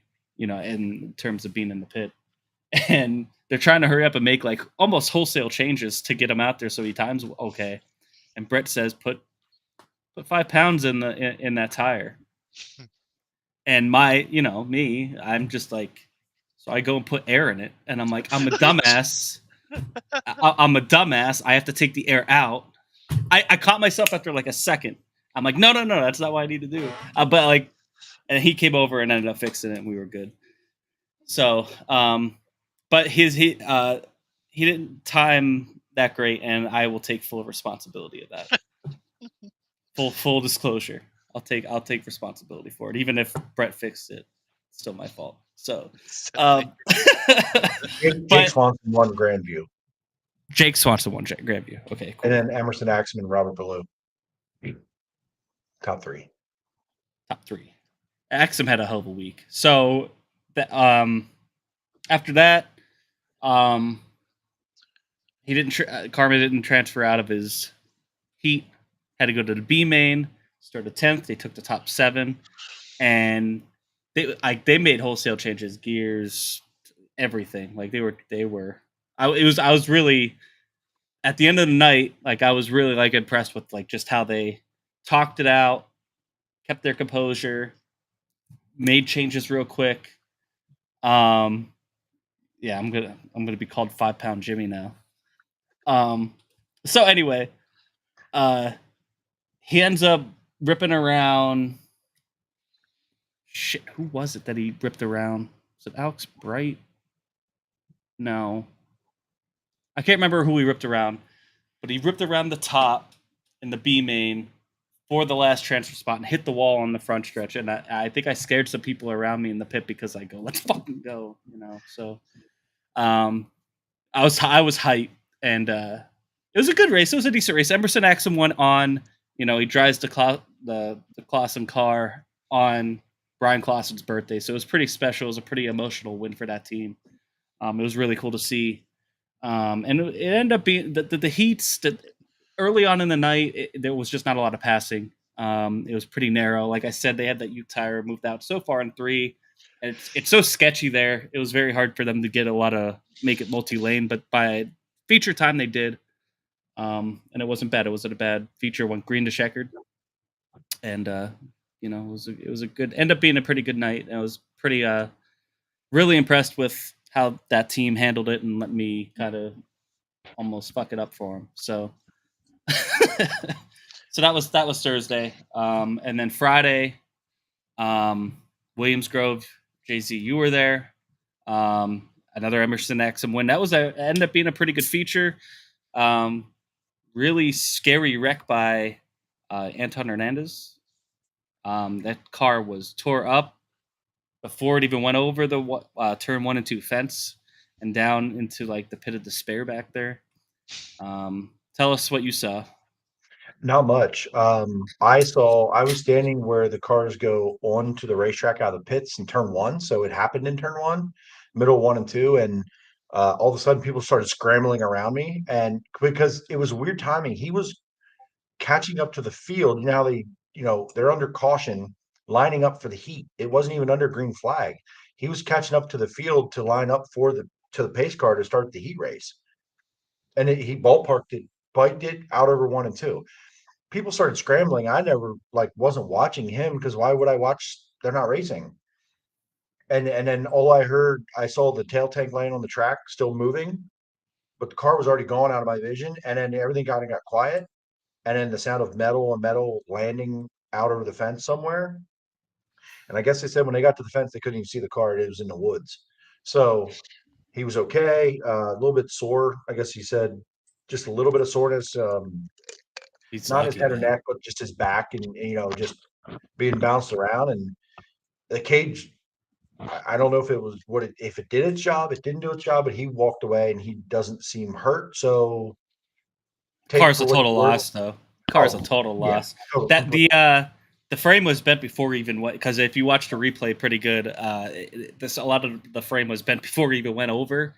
I think just going over kind of. The top end of the cage was bent before he went over. The rest of it broke on the impacts after, or maybe I don't know. Maybe after the impacts weren't that bad. Nobody could see that part, but he did walk away, thankfully. Super scary though. I think there was a lot of people. We're at Williams Grove, Central PA. A lot of people thought it was Kyle Moody. It's the same car. Yeah. They were the same color, same number. It was not that that's better or worse. Just that was like the fear standing there in the pits. Not that we don't care about Anton for sure, anyone's safety, but it's not Kyle's primary, right? Like that's not yeah. So anyway, whatever, it doesn't matter. The brand new guardrail that should be a catch fence in 1 and 2. Or when is that? He landed in a pile of brand new guardrail, really? Like, so I guess it's not brand new anymore. How many non-410 race cars have to go out over 1 and 2 for them to realize a catch fence is necessary? Yeah, I mean, model now and a wingless 410. And this has been a conversation that we've had with other people and amongst ourselves. If there should be a catch fence put up there, because if they hit it at really high speeds, that it's doing more damage than it is good. It flexes a catch fence, and if you've never seen behind there, I mean, that's like a 12, 15-foot drop at the very least in most sections. Like it's like a 2-story drop, from going over that fence. And if you're flying over it, I mean, you're probably closer to 3 stories. So, great job that the safety equipment did its job. But even if they don't put a catch fence there, I get it, but they should try to do something to level it off. It's just such a drop. I feel like it should be like how 3 and 4 is. I understand that's a lot to do, but they got to do something there. I mean, like you said, how many cars got to go out of the park?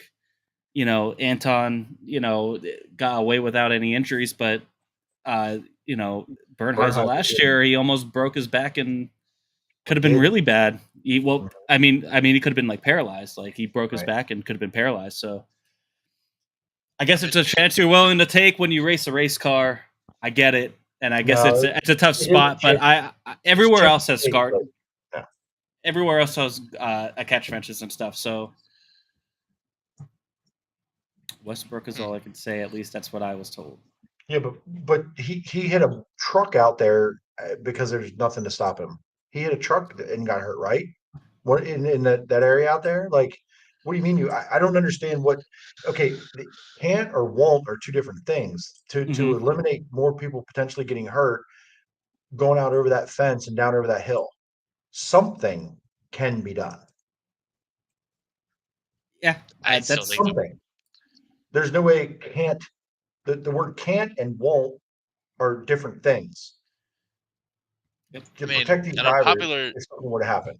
Unpopular take. I mean, I still think the bridge is. I mean, I know they're changing it, but that's kind of a sketchy place for a bridge to be at to begin with. I know, okay, Tony, I get there was a legal battle, but that means we just leave it unsafe for everybody forever. Yeah, I don't understand. There's thoughts. Does Westbrook own the track that I don't know about? Like, is he the owner and he's against it, or did I miss something here? Maybe Like, I don't. if I they don't. put a fence up, it admits that they were wrong in that legal battle. Just speculation. Oh, I mean, I could be just being a dumb fan here, but it looks pretty goddamn unsafe for me watching a race car fly over that fence and land 2 stories down over an embankment into the woods. yeah. And all I it don't- takes is I don't know what goes on back there. You can't really see, but I'm sure there's trucks that come in and out of there every Well, once in a I while. walk back there. Yes, there could be You some know, movement. I mean, yes, yeah, there is. So I understand the catch fence could, in theory, be more dangerous. But I think in that exact wreck right there, that probably saves a little bit because he had a pretty nasty wreck. But he could, the catch fence would have caught him at a pretty low rate, where it would have kept him inside the ballpark. Instead, he goes over and falls another 15 feet and goes down into the woods.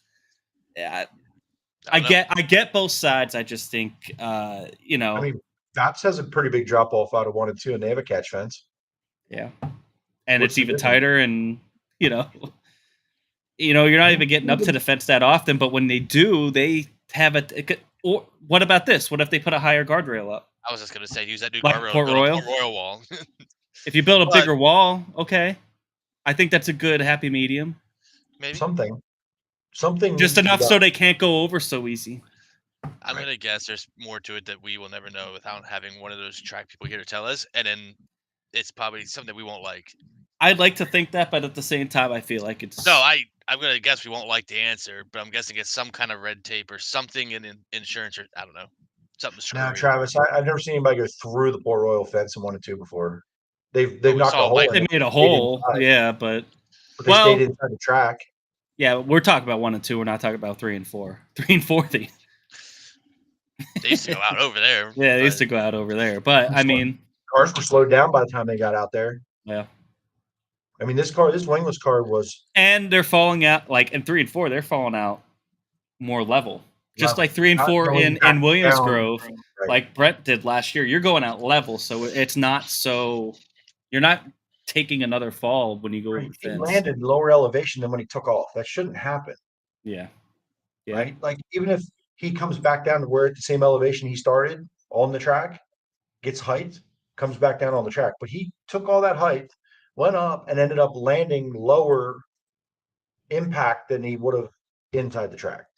I guess somebody that's really smart and understands lawyers would have to understand how it's not safer to I do would- something.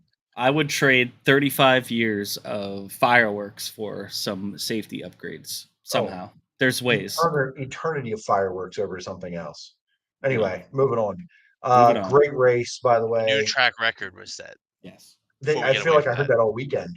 just making sure. Well, with like Silver Crown, and then last night Kutztown, because they've never been there, so every car set a new track record until someone finally went fastest. But Emerson Axum, great race. Dason Pursley was ripping at the end. Made it very entertaining. I'm glad there was a yellow there. But from where I was standing in 3 and 4, man, it was just something to witness, watching those guys rip around that place. The amount of speed that they carried. Maybe my battery died. The amount of speed that they carried. Anyway, I'll just use this for now. But the amount of speed that they carried down the straightaways as in a wingless car was absolutely insane at Williams Grove. Like nothing I've ever seen, man. I was just so like, holy hell! Like they rip down the straightaway at Williams Grove. So I was super entertained by it. And then, yeah, Travis. Yeah.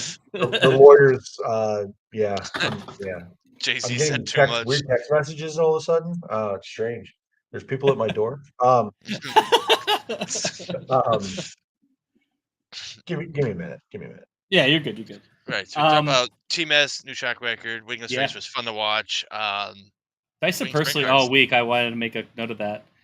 Dyson Pursley all week was really fast. Him and we'll talk about him later too. Mitchell Moles. They were guys that were like really quick out the gate, and then had something go bad in their race, and then they always were working from behind the 8 ball.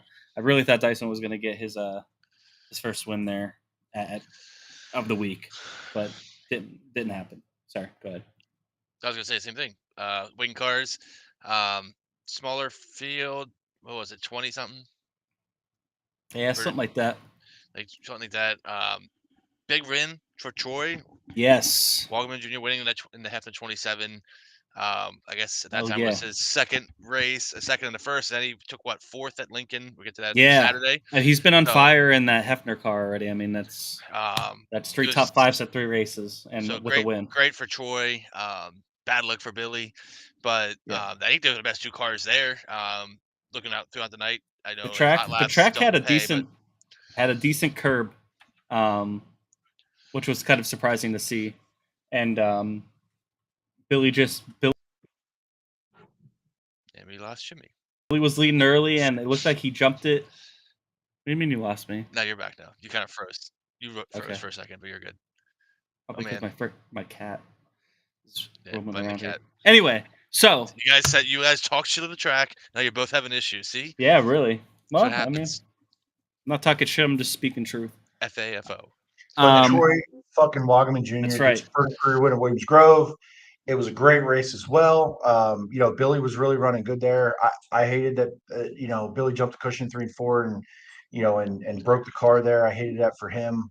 Would have been just as happy here, just with, Billy, a good friend of the show. And so is Troy. So either way, we won. We were in a good situation there with those 2 guys. We were in a good spot. TJ tried to ruin it a couple times for TJ sure. did. Yeah. It was a hell of a battle. It was a great battle through lap traffic. It was awesome. Yeah. It was fun to watch, and just super happy for Troy and the opportunity that he's gotten. And I talked to him in the pits a couple weeks ago, and man, we're just not having any luck right now, are we? What am I out? Is it me? Can you not hear me? Seems like one of your streams is having connection issues, so it's on. Oh shit! The services end. No, you're good, Jay-Z. It looks like Twitter's just out. Looks like our Twitter stream is out. Everything else is still good to go. So, well, I was gonna go to bed. Nice try. You don't go to bed till I go to bed. What was I saying there? Oh, talking to Troy a couple weeks ago at Lincoln, and I said, Troy, have you gotten any phone calls, man? What's going on? He goes, no. I said, don't bullshit me. He goes, yeah. And I said, I knew you did. I said, I don't need to know who. Not my business. I said, but I had a good feeling people were going to be calling him because if anybody's been paying attention, he built up a program on his own, took care of his own equipment, won races, very competitive while taking care of equipment. He knows how to pass cars. He has grown up in this sport and succeeded on his own. If you're ever going to put someone in your car and you want them to take care of it and do a good job, Troy Wagaman Jr. is that guy right now. Yep. A young guy. He's not going to do something stupid for the most part. He's not overly controversial. He's a pretty quiet guy. Like he's a pretty humble kid too. Like whatever. But I was so thrilled that they came right out of the box at Lincoln, went quick time at the Stevie Smith race, went P2 to Raymer and really was as good or better at the end. Just needed, just the way it went. And then he goes and gets a win the next weekend in a 4th. So 3 top 5s in 3 races. If you're not happy with that as a car owner, I don't know what else you could be happy with.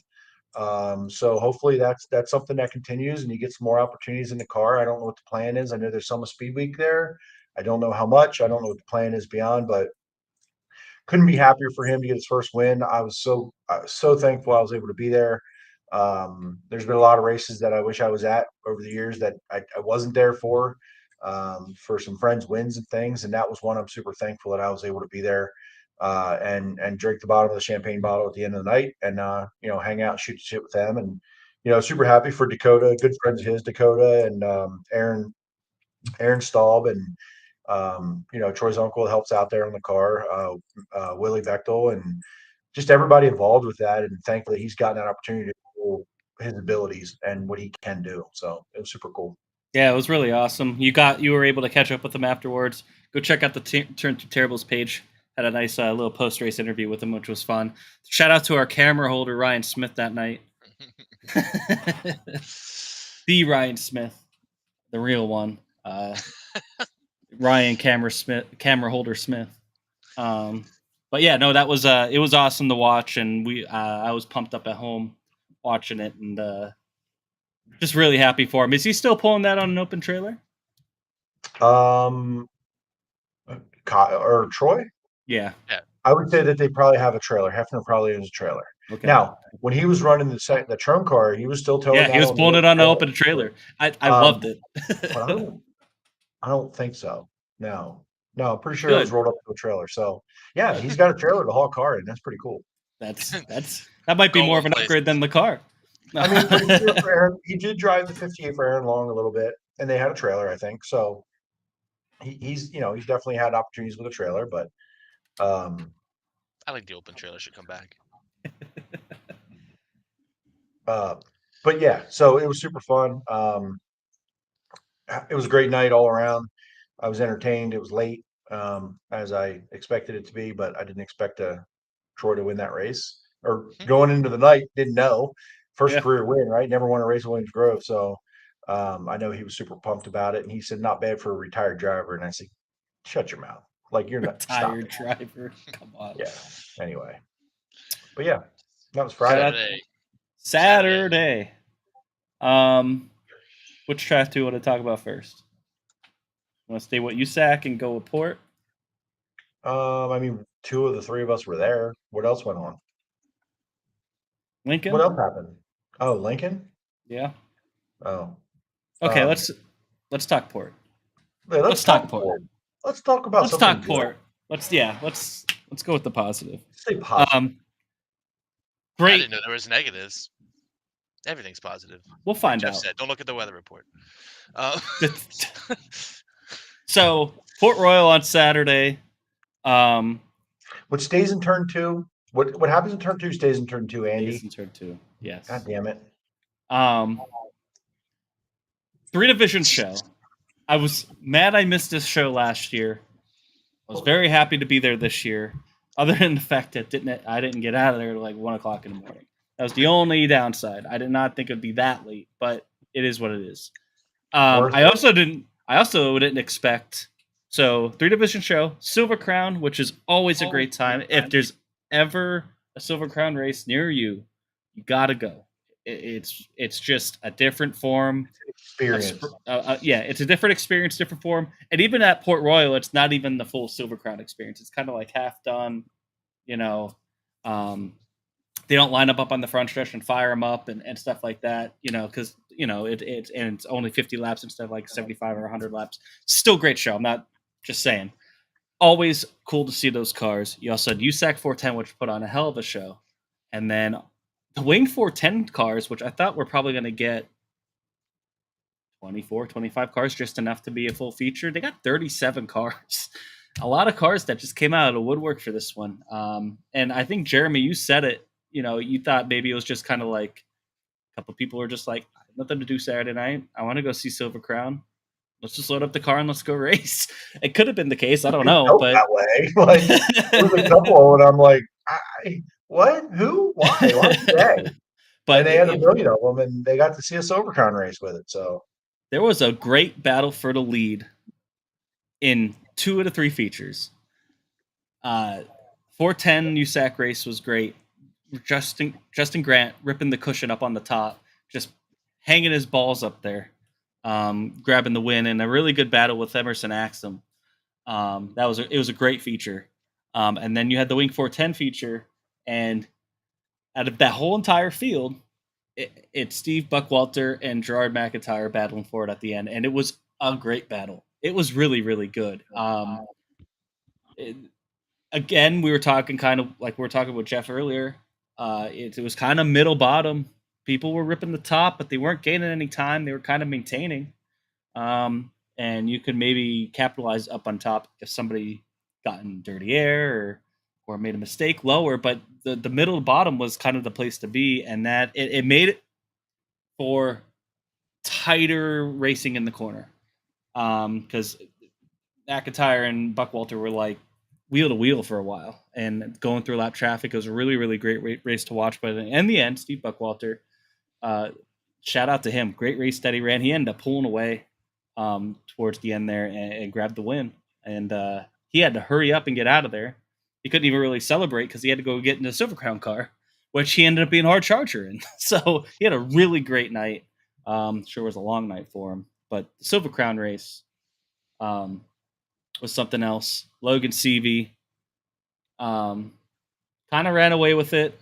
He was not playing around. He was not there to fuck around. No. He won last year he won the Silver Crown race last year at Port. He also won the Silver Crown race at Selinsgrove the last time that they were there before they started switching to Port, and he dominated that one too. So he is really good.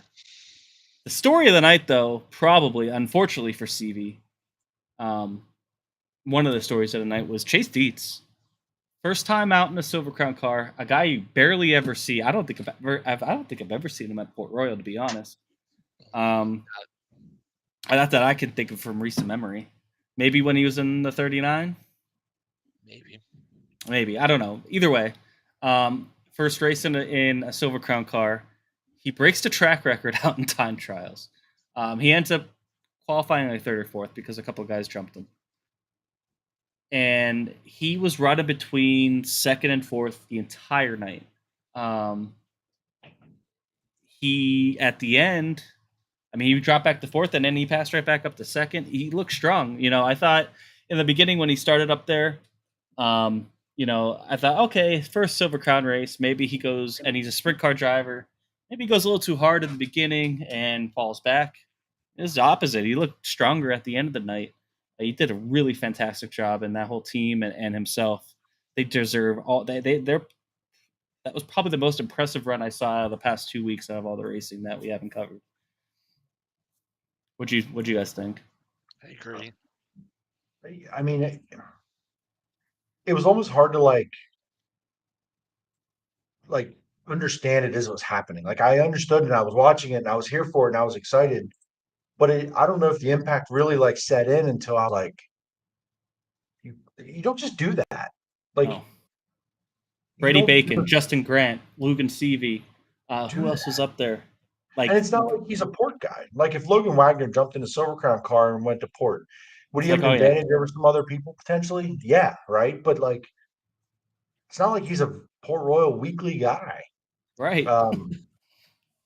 It was pretty unbelievable. Swanson. I think it really put a lot of the country on notice that was watching that going, I've heard that name. Wow.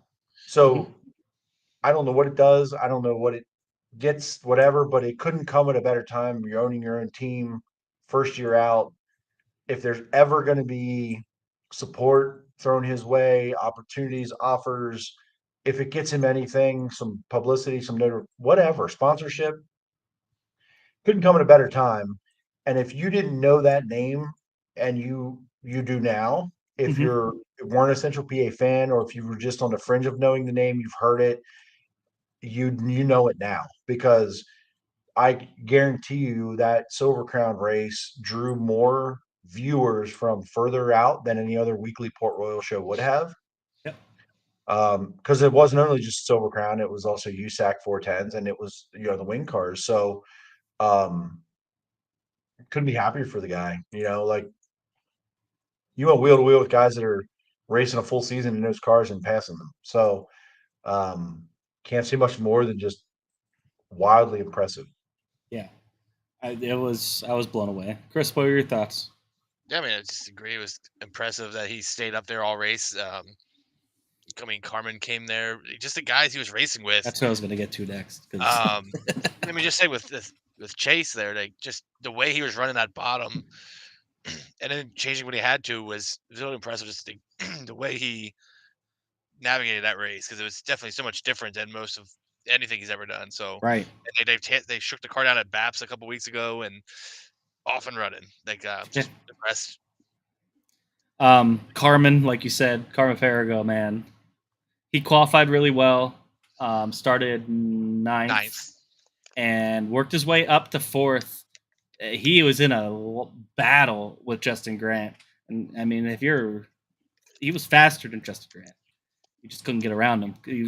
And anytime you could say you're faster than Justin Grant in anything, you're doing a good job. And man, if that late caution there towards the end, I really thought might have helped him get onto the podium, but him and Grant were battling just so hard that couldn't get away from him. But it was just awesome run by him. I was so hyped for them. That was what I was hyped about that night, and just shout out to them. Just awesome run for them. He had there at the end, Perigo had pretty good forward drive in compared to the cars around him off the corner. So if he could hold serve in their entry and middle, he could really get off the corner a little better than the guys like Brady Bacon when he got by Brady. You could tell Bacon was losing a little bit of forward drive off the corner, and it was momentum, and I think Brady maybe used some tire up. I don't know, set up, whatever the case may be. Carmen's car was very much under him at the end of that race, and it showed in the speed that he had passing the cars. So I think as every lap went on, it got a little easier to pass the next car in front of him because they were falling off and he was getting better. So yeah, it was impressive. And it's definitely such a different type of Silver Crown race because, you kind of have to save a little bit more than you would in like a sprint car race because it's a lot longer. But it was only kind of half of what they would normally do, I guess. Like when they go to a mile, they're going to run like 100 laps, and it's totally different like style. And you could kind of see that with some of the experienced Silver Crown guys in the beginning. I felt like they were just kind of maintaining. All right, I'll go ahead and give you that spot back, kind of like asphalt racing almost. Like kind of like, all right, go ahead, go burn your shit up. I'll come get you back. And I felt like that's what kind of Carmen did in the beginning, and then second half, man, he was on a rail. Because he fell back to 13th or 14th in the beginning, first 10 laps or so, and then he just started marching. He was just passing 2-3 cars a lap at one point. It felt like, and marched his way right up there.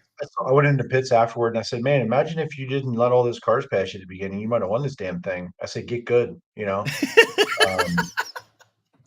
appreciated that. He agreed a little bit, like, yeah, you're probably right, but it was super fun. It was a great experience. It was the second time I got to see the Crown cars, and I don't care what. It's amazing how like we're so spoiled in Central PA, looking for good racetrack and something to race on, and it didn't matter with those cars. I don't care. No. I don't care if they raced in the parking lot. It was cool. Like, I don't give a shit. It was neat. It was just super cool. Seeing the bigger fuel cells just make me wish that we could do that with the 410s and have some longer races. Like when we do like a 50-lap race, we could have like nonstop. But pipe dream, I guess. Buddy. Yeah, pipe dream. So that's Port. Port ran really long, so I felt bad for you guys. Yeah, I didn't get home till 2:30 in the morning. Justin Grant ripping the fence to pass Emerson Axum to win the USAC 410 race was awesome. Yes, it was. He said, "I'm tired of rolling around here and following this guy," and when I put it on the fence in 1 and 2 and drove around him, was badass, by the way. Cool victory lane, fireworks, the confetti, the NASCAR. It was a popular win. To be able to say I saw Justin Grant win a feature was pretty cool. I'm a fan. I'm not a big, huge, what do we call these, sprint car fan. If we're in Indiana, here they're wingless cars, right? They're boneless wings in PA. They're the boneless wings of sprint cars. The boneless wings. The boneless wing car. The boneless wing cars. No, but it was badass watching that, and just a great night overall. It was freaking late. I knew it was going to be late. Non-wang. I really like the big wangs, bro. I knew it was going to be late too, but I didn't think it was going to be. And Port did a great job.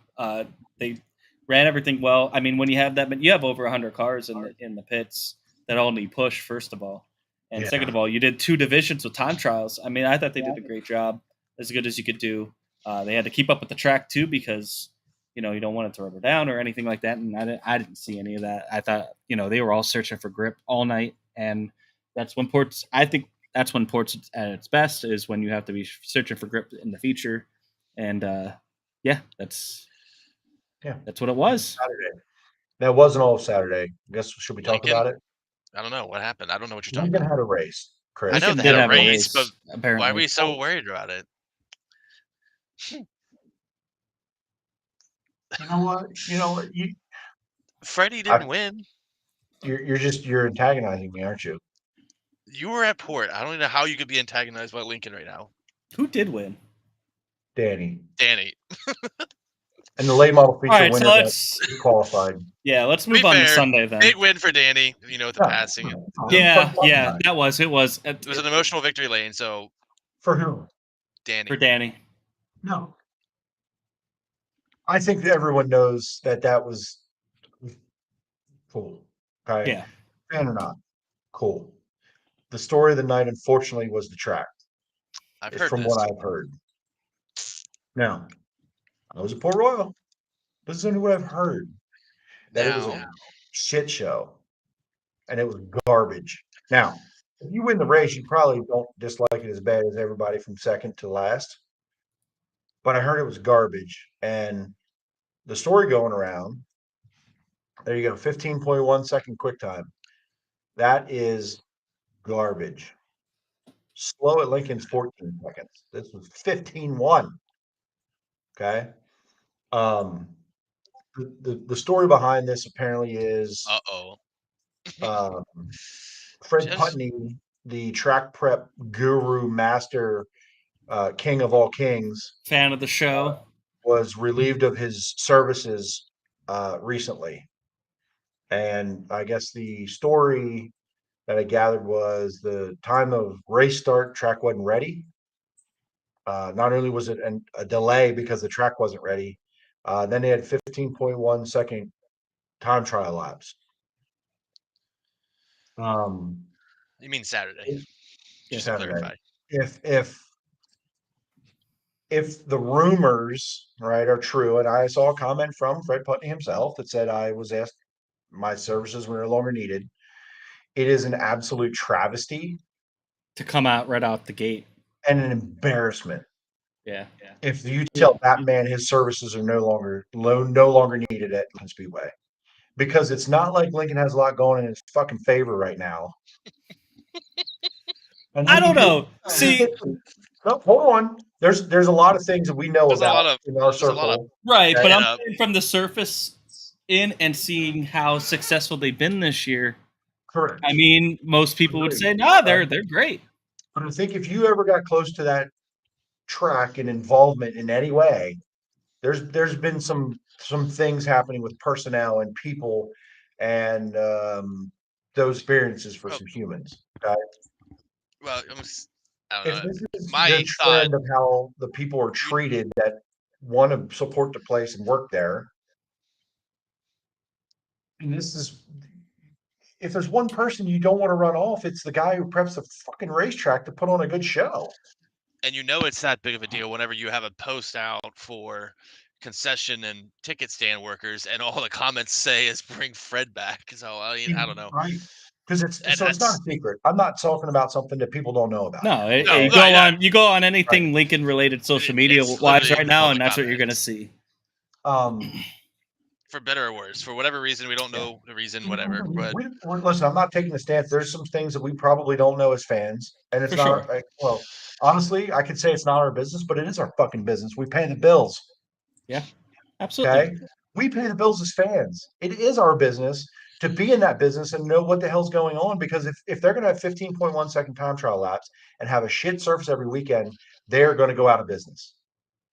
No one's going to go watch the shit show. The 37 cars that Port had will be a weekly occurrence. You know what I'm saying? I mean, look at the Tony.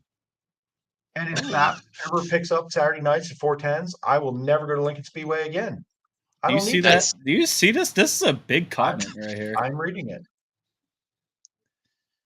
Tony says, "Is now a good time to tell you guys that Monday is my last race at Lincoln? I'm going to BAPS full time." Like a good time to Godspeed, man. I mean, that's good luck to you. I'll be seeing Tony a lot because I think after Summer Nationals, I'll be at BAPS a lot on Saturday nights for whatever reason, maybe with a sportsman. So I can tell you that I've been to all these tracks this year, last 4 years.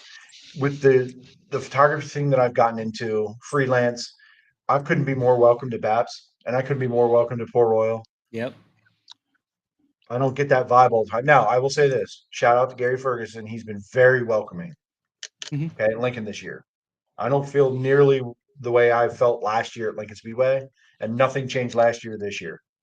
Okay, there was someone out to get me last year, and it was just played. It just went right into it. This year's been very different with that perspective, but this recurring theme of Lincoln Speedway and treatment of personnel and attitudes toward them. Well, I don't know what the story is, but it's been a long time with the previous regime and this one. If it continues and you run off the best thing that's going is the track prep guy, you're in trouble. and then you run him off. You're and in Tony trouble, my Sharp, friend. and now you just ran him off. I'm just saying. Or you're gonna run off chalk guy next, and then what are you? Then what? Take his chalk services up the road to the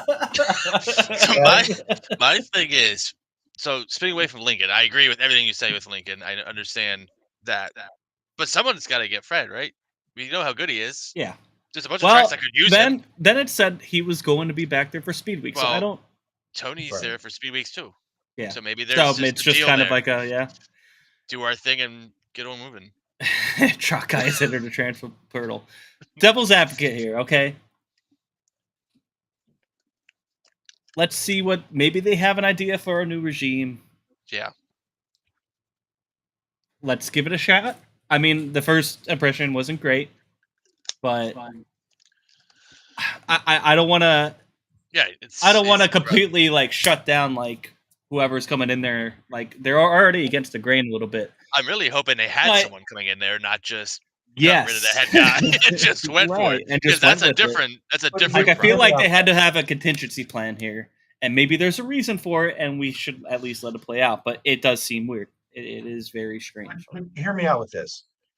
You can change something at a racetrack or take a racetrack out of it. You can make a change in your an employee. You let someone go, you bring someone in, you make a change. The after effects take time, not 1 week. Yep. And not just that. Everybody that went there, that something like were late, they were late or behind schedule, and it was a shit show. It happened like that. Can they really afford to take the time to figure it out? What I don't understand is how do you let somebody go, immediately bring them back, just to not, and they know that they're going to be gone again. If That's what I don't. If that's the case, I don't understand. It's very. I can't put myself in Fred's shoes. Yeah. But if I and again we don't know what happened behind closed doors at all. But if you tell me your services aren't needed and then you get called back immediately, you have to really love the place and your heart and soul into it to be able to not go piss off. I don't need to do this. So shout out to Fred if he and he's been around here a long time. I think everybody adores the guy. I have never heard a bad word about the man. My interactions, listen, he would know me probably if he saw me. But everybody knows Fred. Okay. Everybody knows if he saw him. It matters. And and I'm not gonna question his decision to come back and go ahead and work if they ask him to come back. But at the same time, I know if I'm standing here in my life at this moment, I'd be like, piss off, I'm going elsewhere. Yeah. Now, if there is an elsewhere, but heart and soul into that place for a long time. Can't blame him at all to be like, yes, I love it. Thank you. Yeah. I love being there. Right. So And you don't want to see go to shit in one of their biggest weeks of the year. You know what I mean? Sounds like a Classic, them this problem. is the next one, right? Outlaw race is over for the year. It's Speed Week and Dirt Classic. And Monday's the big one, right? Monday is is it 97, 9,600 to win or whatever? I think so. By the way, last year's winner, Brett Marks. Thank you. He had a hell of a Speed Week last year, by the way. You know, at the beginning of his Speed Week last year. We're gonna get into that here. We're gonna transition right. I mean, I think All right, that's moving on. we're good from Lincoln. Selinsgrove. I know Jimmy, you wanted to shout out. Yeah. URC, I know that last night was late. They had a lot of cars. Grove, even though it ended at 3 a.m. this morning, before I could talk about Kutztown, and I was home before the Grove ended. Yeah, because we're going to talk probably more about. That's because on the sheet it says Selinsgrove's a shout out. Because blame Chris. He's the one that said it. I just want to make sure I gave a quick shout out. Alex Robinson and Bert and Shay that were on the Flow broadcast. They did a good job. Appalachian Mountain. Is it Appalachian or Appalachian? It's too late for that nonsense. Appalachian. Late model speed week, good race. They reworked the surface a little bit, caused a little bit to be late, but it ended up being a great race for the 360s. There's a lot of 410 guys that dropped down to 360s. You had Mark Smith, Stutz, Derek Hauk. We saw Tyler Reeser, who's the one that guy that actually took the race. It's not Hulk, it's Hauk. Hauk. Yeah. I know, he's You making said it fun right. of All night it was Hulk. They kept calling him Derek Hulk. Like a bird. Kyle Keen makes the show. Kyle Keen did a great job making it out of the B, getting into the show. It was a pretty stacked field. Tyler Reeser got it done. A lot of people are saying he should have never left 410s. He's in a pretty good 360 ride. That's going to be running URC, I'm pretty sure, all year. So good job for them. But they did the race was really exciting. And I just want to give Alex a shout out. Try to have him back on the show sometime to talk some shit. You know, he's down at Bridgeport, and he gives us a shout. If you ever listen on Flow, he does give T2T a regular shout out during the broadcast. So you got to give him some love and what they're doing down there at Bridgeport and what he's doing there at Selinsgrove last night. It was awesome. So I want to do there. Kutztown now. No, nothing happens exciting there. Just a saw race. Why do they call it the action track? That Selinsgrove race, by the way, it's a shame TJ Stutz got caught up in that wreck early because he went to the back of the field to finish 7th. Yes. I would have loved to see what he could have done. That thing goes green and see him rip through the field there. Because when I heard he finished 7th, I'm like, holy crap. You know? Like ripping.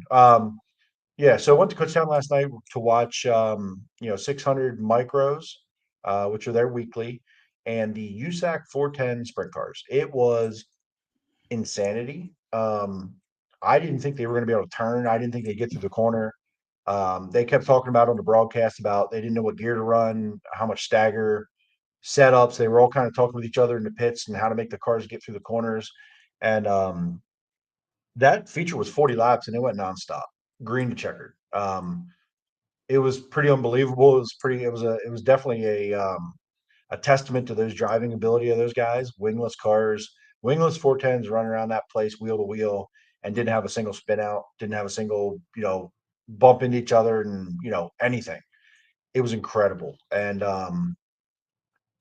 it was definitely on my radar. I had to get to, and I'm glad I did. And I will go back again. Never been to Kutztown too. That was first time for Kutztown, and you enjoy it. Oh my god, it was incredible. That was so cool. It was probably like facility wise, what they have set up. There's these little stands out of turn 2 on the outside, and then there's stands on the backstretch, and then there's a fan zone in the infield, and then there's a lifted up pedestal in the infield. Facility wise, for such a little track, was probably the best I've ever seen. It's pretty freaking cool, man. What a cool little track. Very impressive all the way around. They got it done. Kudos to the track crew. When I was at a great time.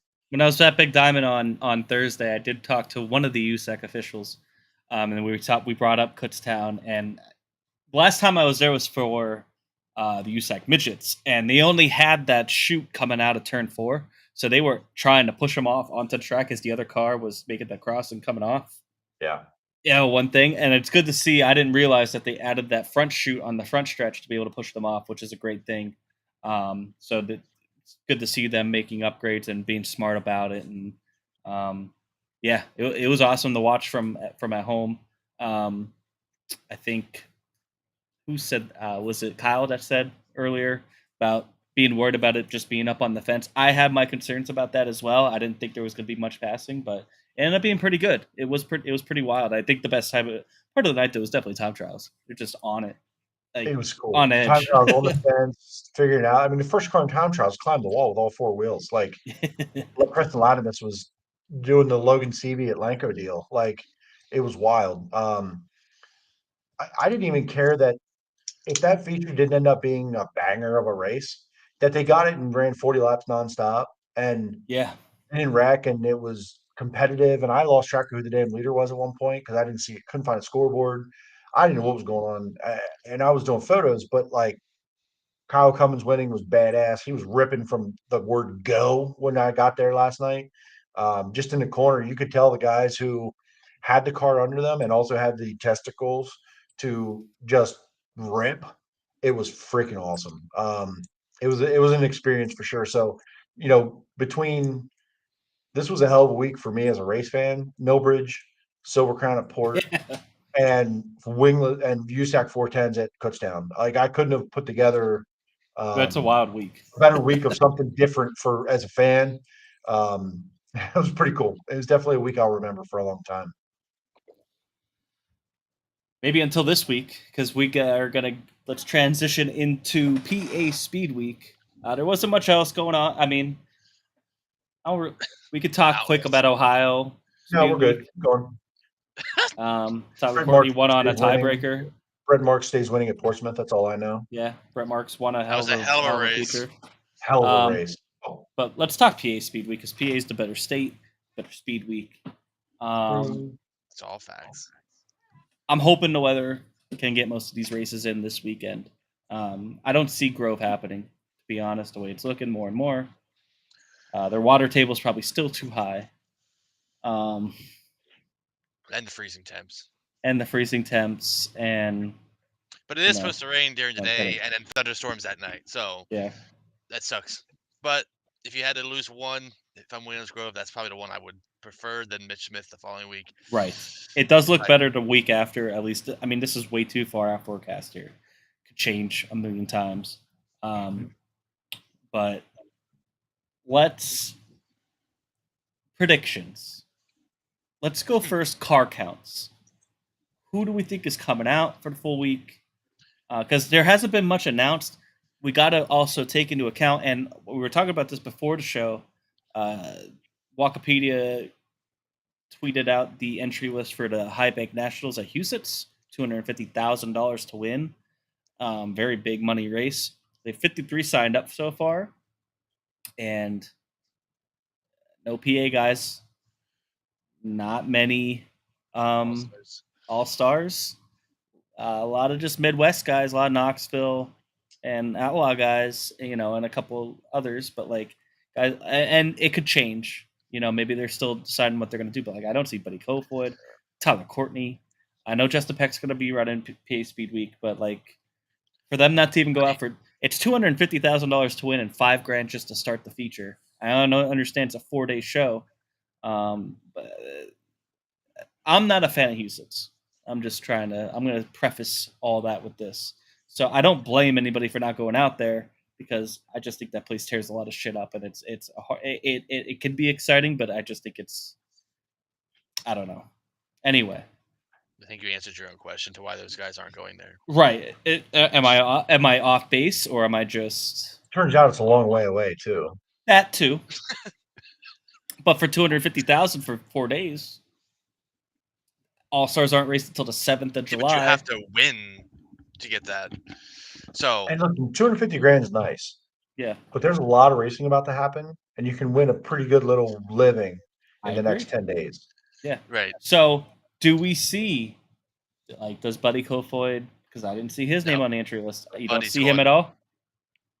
Nope. Okay. We don't see him at PA Speed Week at all. Nope. Okay. Seb Wise? Nope. Really? Nope. Why would they? Won at Williams earlier this year. Yeah, but they just got off 10, however many races in Ohio in a row that didn't get canceled or screwed over. I don't know if this year you're going to see a Rico, a Brady Bacon, Peck. Sure, right? That makes sense to me. That's basically a weekly PA car that travels a little. Yeah. At this point, right? They've kind of transitioned a little bit, right? They've done more of that Brent Marks, Smackery stuff. But PA, they're style, PA based, right? Whatever. So I think you're going to see your main guys. You're going to see Peck, Marks, Macri, Dietrich. That's what you're going to have a battle of Speed Week about. Those top 4 or 5. You might get an invader here or there. I did hear that. Hold on. The West Coast kid coming in during Speed Week, I think, to visit. The one dates Olivia Seal. Jacinto. Really? He's. I think they're going to be. Macri's on the high banks list. I didn't see him on there. Oh, really? I did not see him on there. I just put an updated schedule out. I just saw. My phone turned off. Cool. Macri PR just put out an updated schedule, so it's out. But I know, like Jacinto was saying, anybody has a car they want to unload, for me to like, you might get a random car here or there at a certain track, this or there that you don't expect. But I don't know if you're going to have these invaders like we've had years past this year, just with timing, whatever, that we've seen in years past. I think it's going to be a battle of our local guys this year. And I think to Jimmy's original point, the car count, I think the weekend shows 35 to 40. Yeah. Is the 40 being the high water mark? A weekday, it's still tough. So 30 to 35. I do like that they're taking they have a day off during the week. That makes sense. Thursday. It's better than Monday. You want each other Monday off as a But also if they get a rain day, they can move it to Thursday. If not, they get a well-deserved break. I think it's good that Port's ending it. Yes. I think that's more fair to Selinsgrove. Yep. I think you'll have a better car count because it's the day before the holiday. I think you'll have a better car count because it's a points race for Port. Yes. Your schedule update as of 6 days ago. Macri, Friday, Grove, Lincoln, Baps, Lincoln, Grandview, Hagerstown, Williamsgrove, Port Royal, Selinsgrove, Port Royal. So he's running Their Speedweek. updated schedule as of 6 days ago. So if they signed up, that unless I don't something see changed, it. I'll the schedule update, they're going to be running Speedweek. So I got it right here. I mean, I think Jimmy, you're spot on with who you should pick to win. I mean, Danny, Brent Marks, Anthony Macri, or who am I missing? Who else did you say? This was the latest entry list, and it's, I don't want to say it's underwhelming. It's a good list. Jim Anga. That's what I'm saying. Corey Eliason was kind of one I was like, okay. I knew Rico was going to go out there. Kyle Larson, he's not going to run Friday, but he'll be out there. Of course, there's money, so he's going to go. Like Ryan Timms, those people don't surprise me. But like I said, like there's no, like Tyler Courtney. Cy Lynch is a little surprising, but also not. Yeah. So I think car count wise, Friday, Saturday, Monday, 30 plus easily. Baps, you might get 30. I think you get Once 30. you get into Grandview, you're in the high 20s. Hagerstown, you might see a full field, maybe. Friday night for the Mitch Smith, you'll see 32. I think you see closer to 40. That's oddly specific. I think you see closer to 40. Port Royal, you're going to get 35 to 40. Selinsgrove, you're going to get 28. And Port Royal at end it, you'll get a bunch. That Selinsgrove, Hagerstown, Grandview is always what you lose cars. I think Selinsgrove gets a solid 30. I think you have guys that are running all Speed Week that don't normally run there. But think so about you get it. a couple extra. There's going to be a very small handful that'll run Selinsgrove that won't run other tracks. There's only going to be 8 to 10, maybe full time, going to run every race. They've been getting about 26 for a 410, a regular 410 show. They just had 29 for I get it, albeit a 360 race, but there's a lot of 410 cars there. So I see about 30 for Selinsgrove, especially with it being the holiday and them going to Port Royal the next day. I'm just looking at previous history. Let's go back and look at car counts from the last decade. Every time Jimmy says something for Selinsgrove, I take 10 cars off that number. I don't think 30 is that out of bounds. That's a full field plus a B, and 6 go home. Yeah. In the second to last race of the week, right? Yeah. Right. You're 9 races in at that point. That's the 9th race. I just struggle to see it after Williamsgrove Port 3rd day in a row, knowing you have Port again. That'd be 4 in a row. Like George says in there, they do have a points title, so they have. Yeah, but It was only like 6 guys running for that. There's more than that. There's more than that. That's what I'm saying. Right. Right. Those guys, but. Oh, yeah. Those guys. Tim Gladstone. 26. You're going to Mike Wagner. 26. Like I just can't see 30 cars. I can't see 30 cars at Selinsgrove. I don't should see do a 30. poll. If We'll you do a had poll the next Invaders, week. if you had a Rico, And right now we're splitting hairs between 4 fucking cars. So like, yeah, I still think 30, just because wanna Port say- Royal, you're sandwiched in Didn't between you Port Royal. We'll do a poll next week. Either way, I think you get 30 almost all week. Right. I agree. Hagerstown will be the low one. Yeah, because it's not PA. Grandview, Hagerstown, and Selinsgrove will be the lowest attendance. Right. I'm saying Hagerstown is the lowest out of those 3. BAP's close. Because there's just some guys just don't like going to BAPS for some reason. And honestly, that BAPS show, that's the 3rd race. Like that Grandview and Hagerstown race are tough. That's the 5th and 6th race of 5 and 6 days. 3, 4, 5, 6, yeah, in a row. Now, if you lose Williams Grove, right, does the that weather push? Right, like Hagerstown. DeWeese always runs Hagerstown. Is he going to run Hagerstown? Yes, his schedule came down. He's doing. I just saw it. Grove, Port, Hagerstown, and that's it. Yeah, that's it. Both Groves, both Porsche and Hagerstown. That's it. That's all he's doing. Yeah. BAPS is on his schedule. Really? Oh. It's Grove, BAPS. I told you there's another one. Grove, BAPS, Hagerstown, Grove, Port.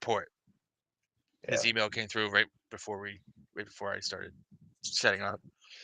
Yeah, BAPS was surprising, and not Selinsgrove. It's kind of a weird thing. So, I'm not surprised. He never runs. It was surprising when he ran it like 2-3 years ago. I'm not really surprised now. I'm not surprised with BAPS. I'm not. I mean, I am a little bit, but he'd run BAPS over Lincoln if he had a choice. The only thing I could think of why he's doing that is to get some laps there for the Outlaw race. Has to be. Yeah, that makes sense. That makes too much sense. A month away, right? And honestly, Will's not running the whole thing. Tony Sharp No. said Grove, Lincoln, Selinsgrove, Port. I'm surprised he's not running the whole thing. I saw the PR thing today, a limited Speedweek schedule. I was surprised too. So it might be, we might be fighting for. I don't think we're gonna be fighting for a full field any night, but I don't think if you are, it's Hagerstown. Yeah, I think Selinsgrove gets a full field, but not by much. I really do. I really believe that. Just the timing of it. I know that they have some really good support going. I just think that's a long ass week, and guys that are going to run Williams Grove and Port, that's going to be a tough race for others to hit on a Sunday. No matter what, I just think the timing of it. I don't know if they can make it better, but I just think sandwiched between that run of Grove, Port is a tough deal for those teams that are going to want to run those. They're finally they do what Ohio doesn't, and that's put the tracks that are closest together. The first week it's all near Mechanicsburg. You know, you got York area. Yeah. Then they go to the outer tracks during the week. They get them the off day. Of course, they have to go back to Grove. But then you got Port and Selinsgrove back to back. They're 35 miles away from each other. Well, they're like right down one road to each other. Realistically, though, the advantage we have over Ohio is it's Central PA Speedweeks, and they're all within 2 hours of Mechanicsburg. Sure. Ohio, you're driving now. That's a whole other thing. Well, PH is better, so. I mean, right. Ohio, I think they could lay it out differently and not drive back and forth across the state. That's true, but we don't have to worry about that because we just gave the other ugly part of the state their own speed week. Jimmy, which races you going to? I was going to try to get the BAPS on Sunday. I don't know. At least both Port and Selinsgrove. At least. That's probably about it. Maybe Williams Grove. You know, you're anti. I don't know. No, with work, I don't know. I don't know if I could get out enough. So, I honestly don't have the desire to get to Williams Grove. So, I'm low key okay if Friday night gets rained out. I'm like low key okay with it. So I think the advantage we have is Speedweeks is a big deal, of course, obviously, but the second half of our year is so many big races that it's a lot. I mean, like you get this done. We have Outlaws, Dream Race, Tusky 50, Dirt Classic, National Open at Selinsgrove. This is so much to do in the second half of this year yet. I don't know. Speedweek doesn't seem like it has the same luster to me that it used to have. I think it has changed some. You know, Minus mischief. when Fred Raymer dominated Speedweek year after year after year, and I think it was a very local thing. When I think now it's kind of become, I don't know. I agree in a way. It's fun. It's fun, but It's we have fun. so many. The more I can make, the more fun it is. Like, yeah. when I feel disconnected and away from it, I'm like, Here's what I think. Here's when it stopped. I think the double tracks is what I don't like. I liked every track being different. I think that was it for me. When it kind of that would be nice. It's because we got the. You think about it, obviously you can't. I got there's but more the to it big than three that. have always kind of had two. They had used to control. They used to rotate the Saturday night tracks between 1 and 2, and now they all get 2. Right, because The but big I three. get it, but like I remember going to I think the year I graduated, we went to Grove. You had Bedford.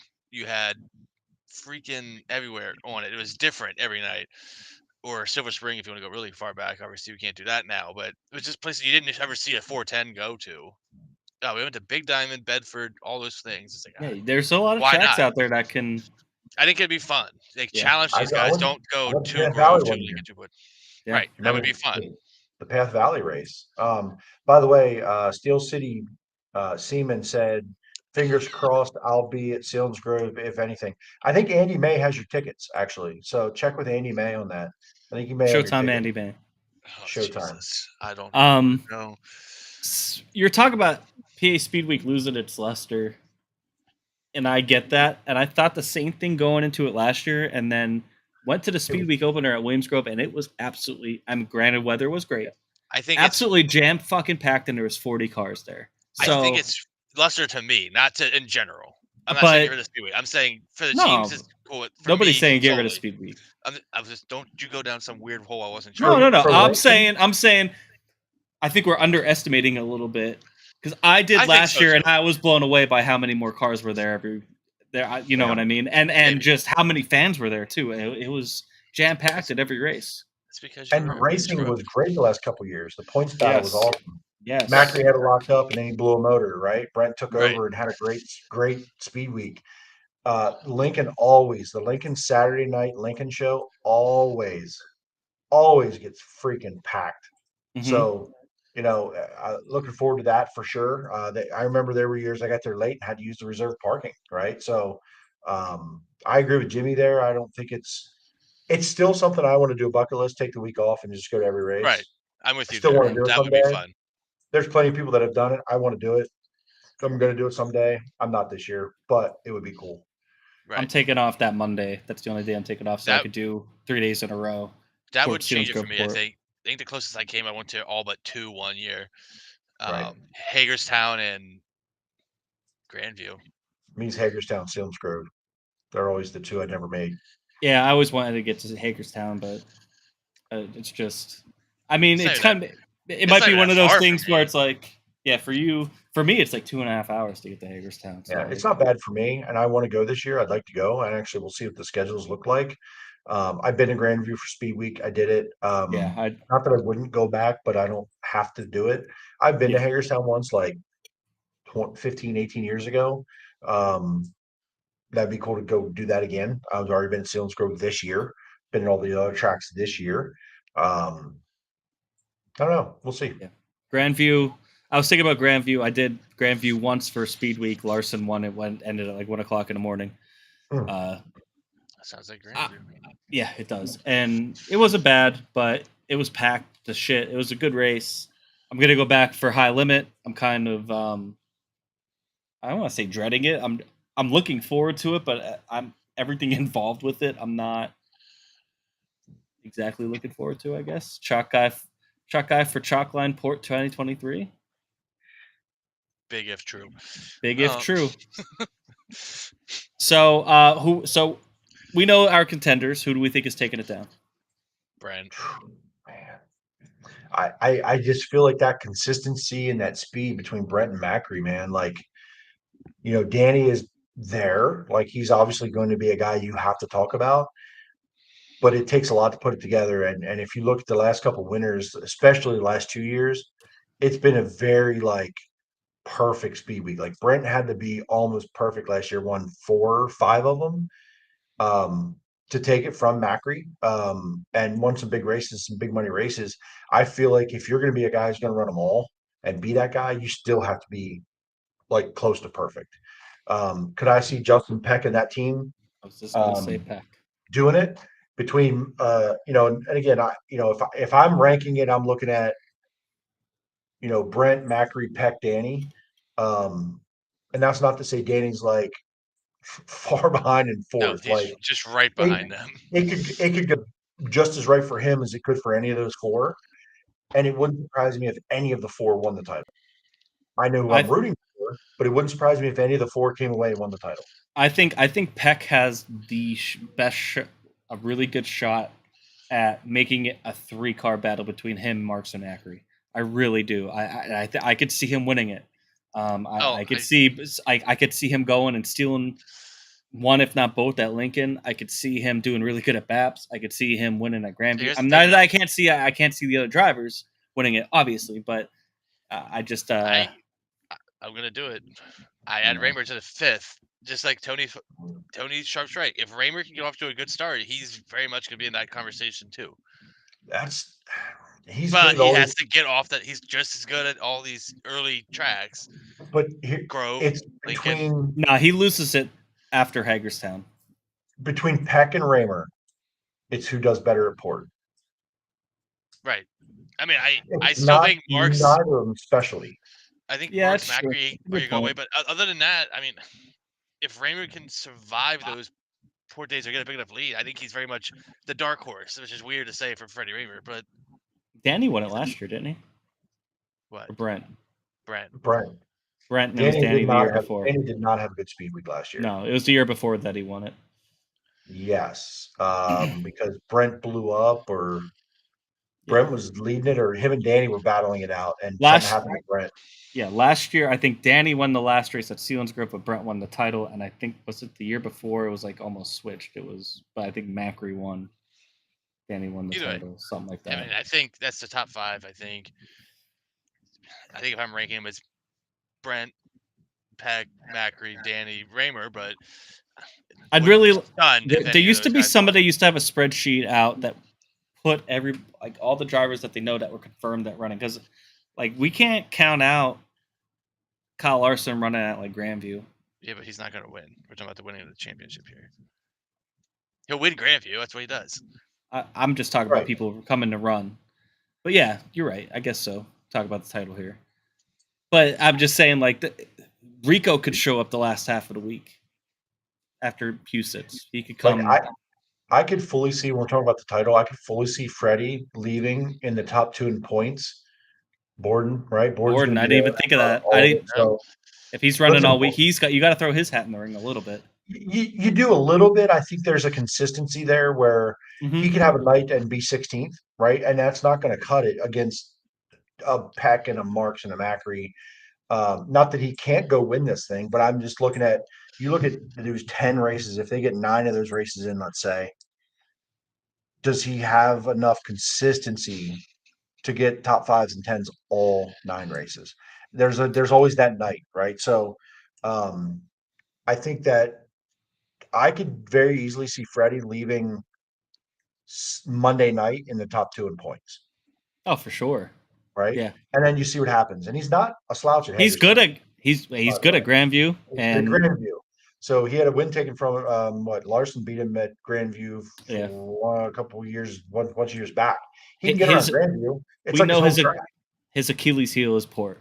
It's always been and probably always will be. And he's not garbage. No. But he's Marks around there, right? If Freddie finishes 10th at Port, it was a good night for him because he just doesn't particularly run well there. Yeah, not a ton of laps. So, I think Port will be a deciding factor at the end of the week. I could see Freddie running well at Selinsgrove and Peck running well at Selinsgrove, Gordon running well at Selinsgrove. That doesn't concern me for those guys. It's going to be those last 2 out of 3 nights with Port and who comes out of there alive. So it'll be fun. I was going to say Lucas Wolf too is always usually there. He's always some guy that he makes it to every race and is up there around top 5 sometimes. I just think it's for him. Yeah, exactly. Different era. Definitely different era. Yeah, it was only a couple years ago. Let's keep going. I guess he did win in the 24, didn't he?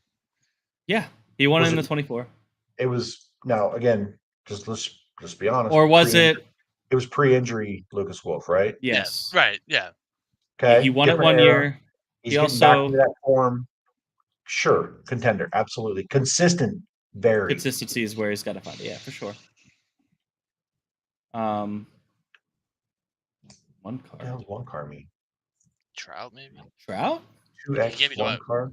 Trout? Definitely not the Westbrook car. Definitely not Logan Wagner. They Definitely could not have- Logan Wagner. He doesn't even show He's up to got a- court half the time anymore. The got Zemco a- car, they're not running all week. There's no way. He's got enough problems. Oh, maybe he's saying that he won it in the Zemco car. Dumbass is us. Yes. Thank you. Thank you. Thank you for that free messages for us retards to get it. We're special for sure. But yeah, no, I think it's gonna be fun. I'm here for it. We're all gonna be witness. That's why we're talking about it. So I'm excited. I'm pumped. I think we're underestimating car counts a little bit. I think you see almost 30 everywhere, and 40 on the weekends. And we're gonna see a couple outsiders. There are gonna be surprises, and it's probably gonna be the Marks and Macri show. And it's I'd probably go with Brent right now. I think that's going to be after their history the past couple of weeks being out, what happened with them at Wisconsin and stuff like that. I think it's you're going to see some 4th of July fireworks maybe. Oh, I on the can't truck. wait. I can't wait.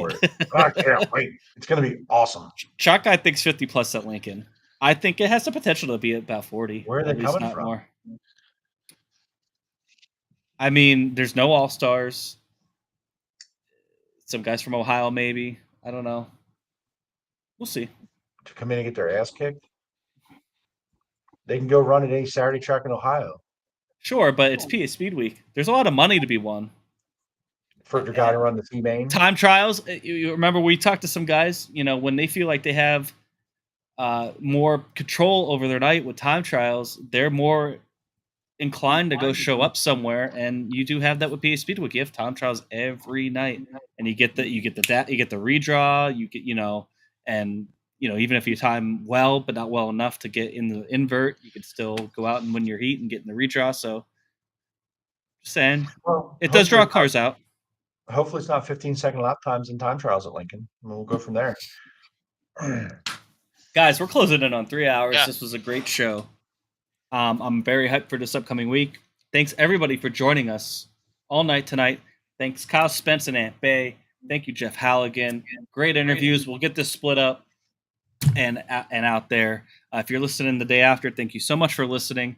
Been talking to some people, and they're really encouraging us, and showing their appreciation to us on what we're doing. So makes us feel like we're doing the right thing here. So thanks, everyone. Welcome back, Chris. Missed you, buddy. Back, Chris. Good to be back. And Take care, See you everybody. next week. See you at the racetrack. see you guys at the racetrack.